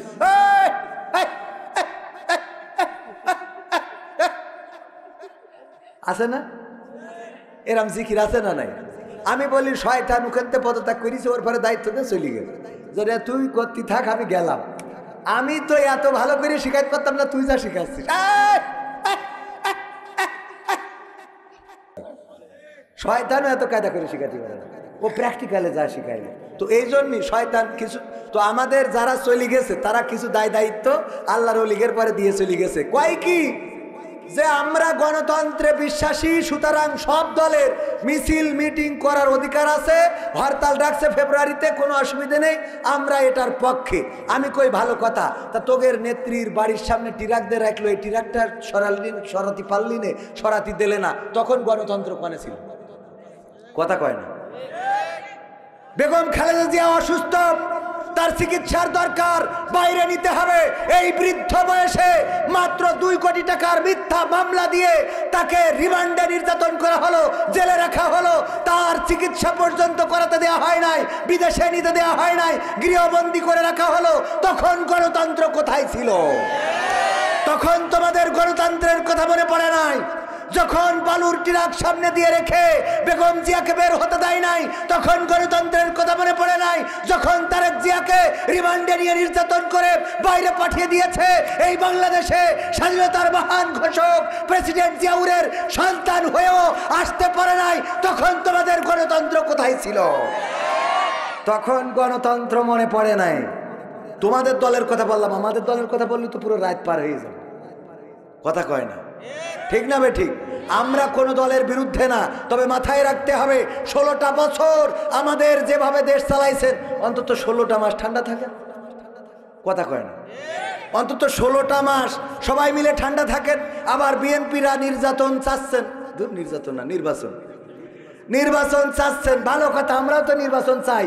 16 বছর যেহেতু ভোট হয় নাই, তা 16টা মাস কি অপেক্ষা করা যায়? তো 16 মাস, 6 মাসও তো হতে দিচ্ছেন। আমার কথা যদি ভুল হয় তাহলে বলেন হুজুর ভুল বলছেন। 16 বছর ধরে মায়ের খালেন, কুপান খালেন, জেলে গেলেন, রিমান্ডে গেলেন, গুম হলেন, ইলিয়াসের এখনো পাওয়া গেল না, সব মেনে নিতে পারলেন। আর এখন ডক্টর ইউনূস আসার পরে 16 মাস তো দূরের কথা, 6টা মাসও তো পার হতে দিচ্ছেন না। খালি এই করে দাও, ওই করে দাও, এই করে দাও, তা করে দাও, এত করে দিতে হবে কেন? এক দিন এক লিগ যেই দাঁড়াচ্ছে। এখন আবার পুলিশ লিগ যেইতে আন্দোলন করতেছে, আমরা চাকরি ফেরত চাই। তোকে তো চাকরি দেওয়া হবে, তোরা বাড়িতে চলে গেলি কেন? কথা কয় না। 5 তারিখে তোরা থানায় আসিস নি কেন? 6 তারিখতে তোদের থানায় পাওয়া যায়নি কেন? নিশ্চয় কোনো অপরাধ ছিল। অপরাধ না থাকলে থানা ছাড়লি কেন? থানা ছাড়িছিস, চাকরি চলে গেছে, এখন আবার কান্দিস কেন? এই কোটারে সব ধরি ফাঁসিতে ঝুলাইতে হবে। সিরিয়ায় যেমন আসাদের পক্ষের যারা, তাদের যেমন ধরছে আর ফাঁসি দিচ্ছে, ওইভাবে কিছু ধরে ডাইরেক্ট টাঙাই দিতে হবে। কারণ রাজনীতি অনেকেই করেনি, রাজনীতির অপব্যবহার করেছে, আছে না নাই? পুলিশের দায়িত্ব জনগণের নিরাপত্তা দেওয়া। ওরা গুলি করি বলে যে স্যার যেইটারে মারি ওইটাই মারে, আর একটা মরে না, কইছে না কয়নি? তো তুমি পুলিশ, তোমার দায়িত্ব জনগণের জানমাল রক্ষা করা। তুমি হয়ে গেছো জনগণের বুকের উপরে আমার শান্ত মুগ্ধ ইয়ামিন ইয়াকিন, তাদের শুধু গুলি করো নাই, অমানুষের মতো ট্যাঙ্ক থেকে ফেলে দিয়েছো, তারে এমন ভাবে ফেলেছো, একটা মানুষ, একটা ছাগল গরু এভাবে ফেলে না। হ্যাঁ, এগুলো এত তাড়াতাড়ি ভুলে গেলে হবে? আমি আওয়ামী লীগের বিপক্ষে বলছি না, বিএনপির পক্ষে বলছি না, জামাতের পক্ষে বলছি না, আমি শুধুমাত্র আপনার বিবেকের কাছে বলছি যে এত কিছু আপনারা করেছেন। ছাত্র শহীদ করেছেন 1,500-এর উপরে, আহত 30,000-এর উপরে, হাত হারিয়েছে, পা হারিয়েছে, চোখ হারিয়েছে, কান হারিয়েছে, হেলিকপ্টার থেকে গুলি করেছেন। আর আপনি এক্ষুনি মাস পার হতে পারল না, ফেব্রুয়ারিতে হরতাল রাখিছেন। হরতাল এর আগে 16 বছর কারোর করতে দিয়েছেন? কথা কয় না। হ্যাঁ হ্যাঁ, এই এলাকায়ও শহীদ হয়েছে তো জাহিদ নামের একজন। এই যে মানুষগুলো মারা গেল, ভাই কিছুদিন ঠান্ডা থাকেন। অনেকেই বলে গায়ে যদি গু লাগে তাহলে কিছু কাদা মাখতে হয়, এটা বোঝেন কিনা? গায়ে যদি গু লাগে কি মাখতে হয়? কাদা মাখতে হয়, যাতে গুড় গন্ধটা চলে যায়। তো যেহেতু গায়ে গু লেগেছে, অন্তত কাদা মেখে কিছুদিন থাকে। কি তাল শুরু করেছে, আল্লাহ হেদায়েত নসিব করুন। এই আমার বিএনপির ভাইদের মধ্যে কিছু ওদের পুষা লোক আছে, যারা ইতিপূর্বেও কথা বলতো, এখনো বলে। এগুলো হইলো সাদেরদিন কোপে। আমির সাদুদ্দিন কোপেকের নাম শুনেছেন? কেউ শোনেননি? আর তো গুরুলে আছে, ওই যে একজন শুনেছে। আমির সাদুদ্দিন কোপেক এরা কি? আমির সাদুদ্দিন কোপেক মানে সাপের গালেও চুমো খায়, ব্যাঙের গালেও চুমো খায়, এমন ভাবে রাজনীতি করে মনে হয় এদের মতো দেশপ্রেমিক কেউ নাই। আসলে এরা দেশদ্রোহী, দেশের শত্রু, দাদাদের টাকায় কেনা গোলামেরা। এটা মাথায় রাখতে হবে। আল্লাহ তাদের হেদায়েত নসিব করুন। খাওয়ার জন্য মালয়েশিয়া থেকে দেশে এসেছে ডক্টর মিজানুর রহমান আজারি, বলেছেন বিএনপি নেত্রী পাপিয়া। আচ্ছা, কদিন খাওয়ার জন্য এসেছে? আজারি ভাইয়ের কি মালয়েশিয়ায় খাওয়ার অভাব ছিল? বরং এখানকার থেকে সানা মাকান বাইয়া বাগুসলা, সানা মাকান বাইয়া বাবু সিডা বাংলাদেশ মানে আডা সিডা বাইয়া তা বাইয়া আডা খাওয়ান ডুলু ডুলু ডুডু মালয়েশিয়া আডা সিনি সাতু দুয়া থেকে আডা কেউ কি আছে মালয়েশিয়া? ওই যে একজন আডা পাহাম গেন মাখান সানা সিডা লাগি শিখি গেন সানা মিয়া মাখান সিডা লাগি মোরা হারগা তামাহা ডেপ্পা দুইট সানা বাইয়া সিনি ডেপ্পা দুইট করে Angla kenapa dia mau mari mau makan sini tak makan sinilah sana boleh dapat duit banyak বুঝাই গেল না বাবা? হ্যাঁ, আজহারি ভাই যদি ওই দেশে থাকে খাওয়া ভালো, পড়া ভালো, মাকা ভালো, সম্মান ভালো, ইজ্জত ভালো, সব ভালো। মালয়েশিয়া বাংলাদেশের জীবনযাত্রার মানের থেকে উপরে না নিচে? উপরে। সেই জায়গা থেকে বাংলাদেশে আসছে কিসের জন্য? এটাই দেশপ্রেম। কি প্রেম? এটাই দেশপ্রেম। আমরা এই দেশের নাগরিক, সুতরাং এই দেশকে আমাদের গড়তে হবে। মালয়েশিয়ায় আমেরিকায় যেয়ে ভালো খাবার পাবো বুঝলে বাংলাদেশে আসবো না, তা তো হবে না। হবে তো একদল খাওয়ার জন্য বসে আছে আর একদল খেয়ে গেছে, এই কথা বলাতে যারা গার পরে টেনে নিয়েছে। আমার বক্তব্য হলো ওই যে একজন ভাবি ভাই মালয়েশিয়ায় থাকে, তো ওই দেওয়ার ভাবির সাথে বেলাইন। কি লাইন? বেলাইন।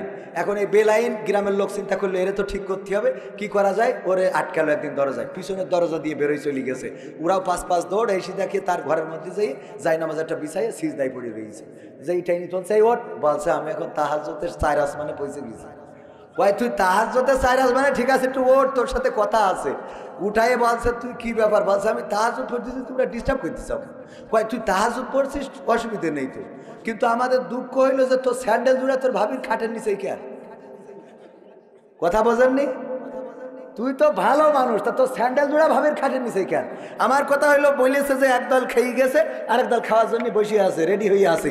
এই দলের নাম হইলো জামাত ইসলাম। তাদের কথা কইস, তোর গায়ে লাগে কেন? কথা কয় না, তোর গায়ে লাগে কেন? জামাতের কথা কইস, বোঝে না।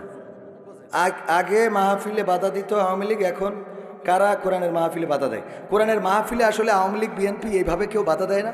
বিভিন্ন ব্যক্তিগত ত্রুটি আছে, নাম লিখেছে বিএনপির এক দলের নেতার আর এক দলের নেতার নাম লেখা হয়নি, 2 গ্রুপ। এই গ্রুপ বলছে যে না হতে দেওয়া হবে না। এরকম ঝামেলা আছে না নাই? আছে। মানে কি কোনো জায়গায় দেখা যাচ্ছে জামাতের অতিথিদের নাম লিখিনি বলে জামাত ইসলাম মাহফিল বয়কট করেছে, এরকমও 2-1 জায়গায় রিপোর্ট আমাদের কাছে আছে। একদম নেই তা না। তো এই জন্যই এগুলো ডাইরেক্ট সব দল করেছে, মনে হয় বিএনপি করে খুব খ্যাপ। আসসালামু আলাইকুম, কেমন আছেন? পাবনা, সিরাজগঞ্জ সহ সব জেলায় ডাকাতির কবলে আমির হামজা, শিল্পী মশিউর রহমান সহ অনেকেই এ বিষয়ে। এটা সত্য। ডাকাতি বেড়েছে না কমেছে? চুরি বেড়েছে না কমেছে? খুন বেড়েছে না কমেছে? গুম বেড়েছে না কমেছে? ছোট ছোট বাচ্চা অপহরণ বেড়েছে না কমেছে? সব কিছু বেড়েছে। কেন বেড়েছে? এটারও একটা কারণ আছে, বলবো, শুনবেন। একজন তার ওই সন্তান মানে বাপ মারা যাওয়ার সময় সন্তানদের বলতেছে আমি তো মরে যাচ্ছি, তোরা এমন কিছু করবি যেন মানুষ আমারে ভালো বলে। ওর আব্বা ছিল কাফন চোর। কি চোর? কাফন চোর। কাফন চুরি করে ওই কাপড় বিক্রি করে সংসার চালাইতো। তো এই কাফন চোরা মরে যাওয়ার সময় সন্তানদের ওসিয়াত করেছে এমন কিছু করবা যাতে মানুষ আমাকে অন্তত ভালো বলে। তো ওর সন্তানরা ওর বাপ মরে যাওয়ার পরে ওরাও কাফন চুরি করে, করলি মানসি বলে ও তো বাপের মতো হয়ে, ওরা তো বাপের মতো হয়েছে। বাপও কাপন চুরি করতো, এরাও কাপন চুরি করে, একই তো হয়েছে। তো সন্তানরা বসে মিটিং করলো তাহলে কি করা যায়? আব্বারে তো কেউ ভালো কয় না, কয় ভাই একটা বুদ্ধি করা যায়। কি? তা আজকের আমরা শুধু কাপন চুরি করবো না, ওই লাশ তুইলে পাশার মধ্যে বাঁশ ভরিতে পাবনার সদরে টেনাইতে হবে। তো এইবার ওই কাপন চুরি করতে যাইয়ে ওই লাশটাও আবার তোলে, তুইলে একটা বাঁশ ঢুকাই দেয়, দিয়ে তো পাবনার ওই চৌরাস্তায় ওই এনে ওই যে গোল চত্বরে ওখানে টেঙায় রাখে। মানসি বলা বলি শুরু করলো, এর থেকে তো ওদের আব্বা ভালো ছিল। কথা বোঝেননি? এর থেকে তো ওদের আব্বা ভালো ছিল যে খালি কাপন চুরি করতে, এরা তো ডাইরেক্ট লাশে বাঁশ দিয়ে তো টানাইতে হচ্ছে। তাহলে আব্বার ভালো বললো কি না? তো এখন চুরি, ছিনতাই, খুন, গুম, অপহরণ বেড়েছে কারণ মানুষ যেন বলতে পারে আগেই তো ভালো ছিলাম। কথা কি বোঝা গেছে? উত্তর শেষ। আসসালামু আলাইকুম।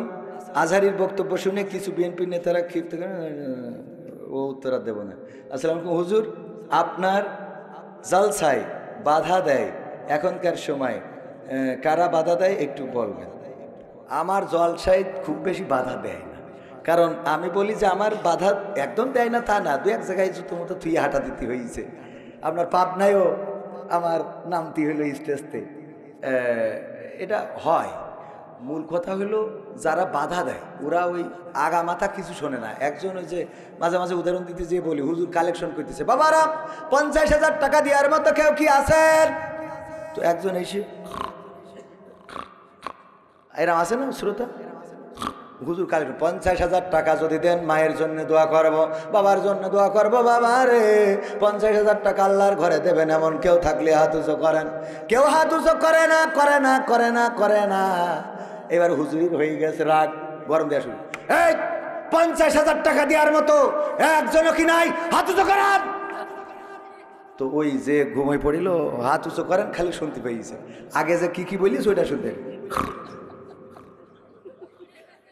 নাম কি?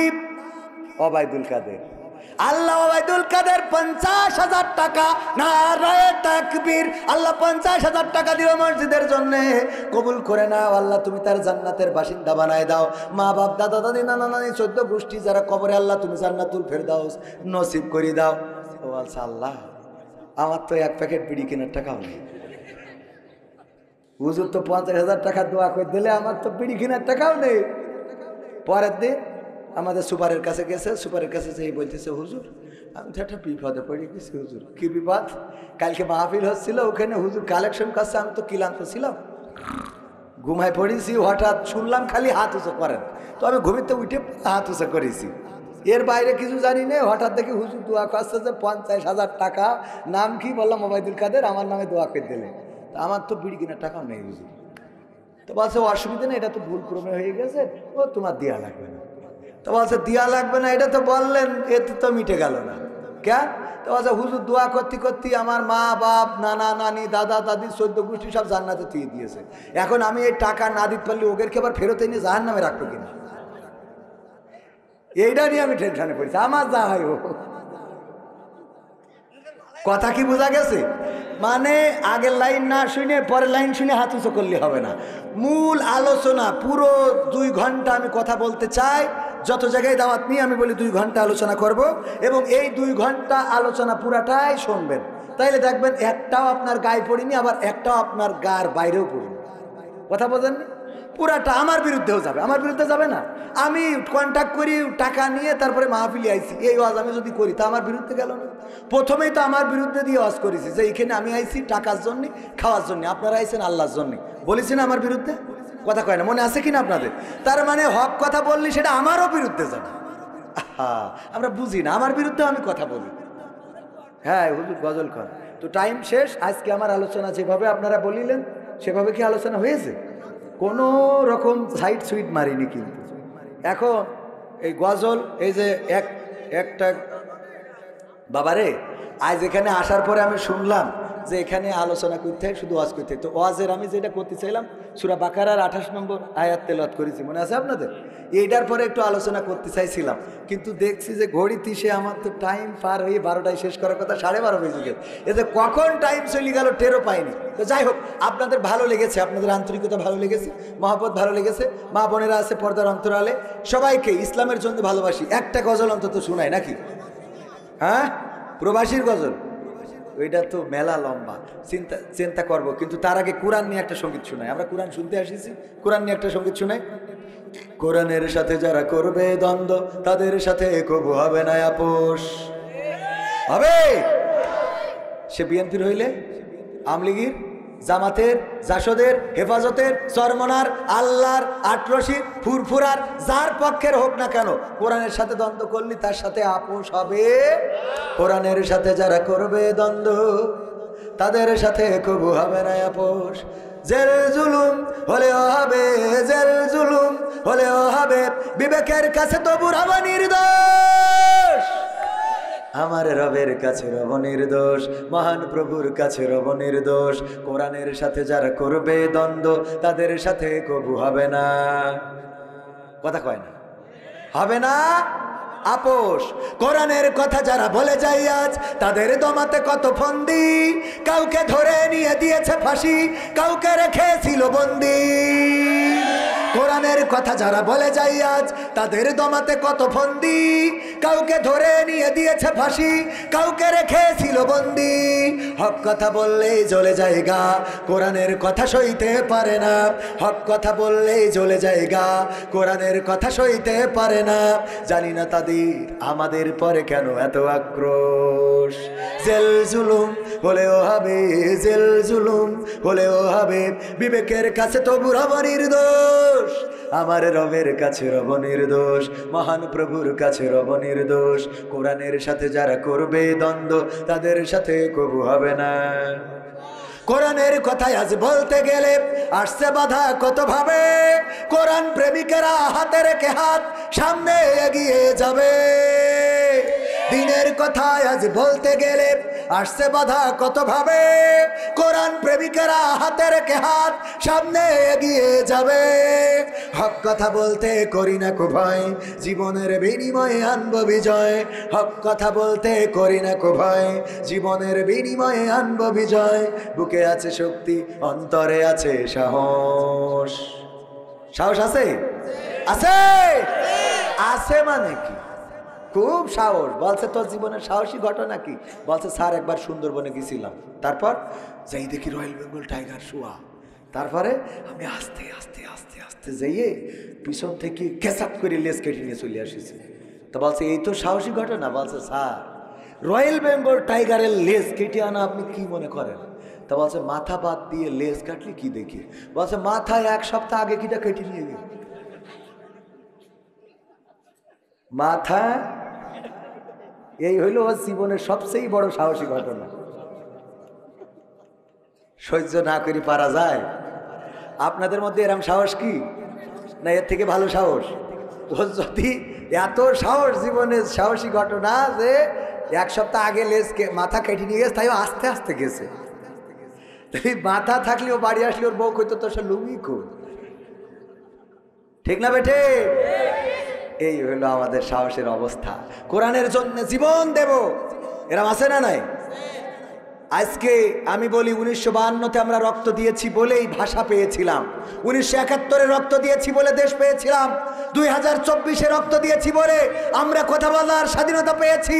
আগামীতে যদি কোরআনের জন্য রক্ত লাগে, কোরআনের জন্য যদি জীবন লাগে, আমরা রক্ত দেব, জীবন দেব, শহীদ হব। রক্তের সাগরে সাঁতার কেটে কেটে একটি রক্তাক্ত বিপ্লবী কালেমার পতাকা বাংলার জমিনে উড়াতে রাজি কারা কারা দেখতে চায়?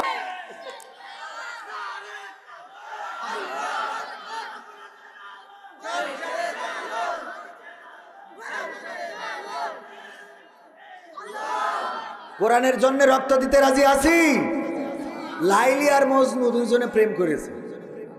লাইলি আর মজনু দুইজনে, এদের একে অপরের সাথে দেখা নেই কিন্তু একে অপরকে ভালোবাসে। লাইলির গেটের সামনে যেয়ে বসে রয়েছে মজনু। এই শুনে লাইলি প্রতিদিন 1 গিলাস করে দুধ পাঠায় দেয়, ওই দুধ খায় আর বসে থাকে। এই শুনে আমার সুপার বলছে ফ্রি যখন দুধ পাচ্ছি তাহলে আমিও যাই। যাই বলছে আমিও লাইলির মজনু। আমার চাচা বলছে আমার বয়স হইয়াছে তো কি হইয়াছে, আমিও লাইলির ভালোবাসি। তো উনিও যেয়ে লাইলির ভালোবাসা। আমার ভাই ঢাকাতে এসে বলছে ফিরি যখন দুধ তা আমি লাইলির ভালোবাসি। তো এখন এইভাবে সব বস্তি বস্তি 1-1.5 হয়ে গেছে। লাইলির বান্ধবীরা বলছে এখন তো দুধ খাওয়াই পাচ্ছি না। কেন? তা আগে তো মজনু ছিল একটা, এখন তো 100টা। তো বলছে এত মজনু আমি কিতা করতাম, আমার তো লাগবে একটা। এই একটা এখন সব তো কয় আপনার মজনু। কয় আমার মজনু এর মধ্যে খাঁটি একজন আছে। কয় খাঁটি? এটা সবাই তো খাঁটি। কয় খাঁটি বাছাই করতে হবে। কী করে বাছাই করবো তা তো পারবো না। কয় বাছাই করার একটা রাস্তা আছে। আজকে গিলাস নিয়ে যাবা কিন্তু খালি, বালতি নিয়ে যাবা না, সাথে নিয়ে যাবা একটা কি ছুরি। কি নিয়ে যাবা?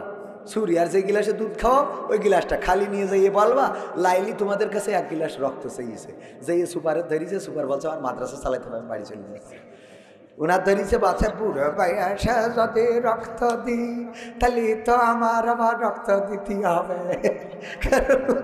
উনার তো এই বুড়ো বয়সে ঢাকায় যিনি উনার বলতেছে আমি রক্ত দেবো, তা ঢাকায় যাইতে হবে না, আমার কাজ করতে হবে। ভাইয়ের বলিছে বলছে আমি হুজুর মানুষ, মেয়ে মানুষের জন্য রক্ত দিয়া জায়েজ নেই। মানে সব এতদিন দুধ খেয়েছে জায়েজ, ওই রক্ত দিয়া যায় না, যে যা পারে বইলে সব হাঁটাতেছে, খালি যেটা মজনু অরিজিনাল ও বলছে দাও গিলাস দাও, ছুরি দাও, ঘেঁষা করে কেটে গিলাস ভরি দিয়ে দিয়েছে। আসল মজনু পাওয়া গেছে না যায় নাই।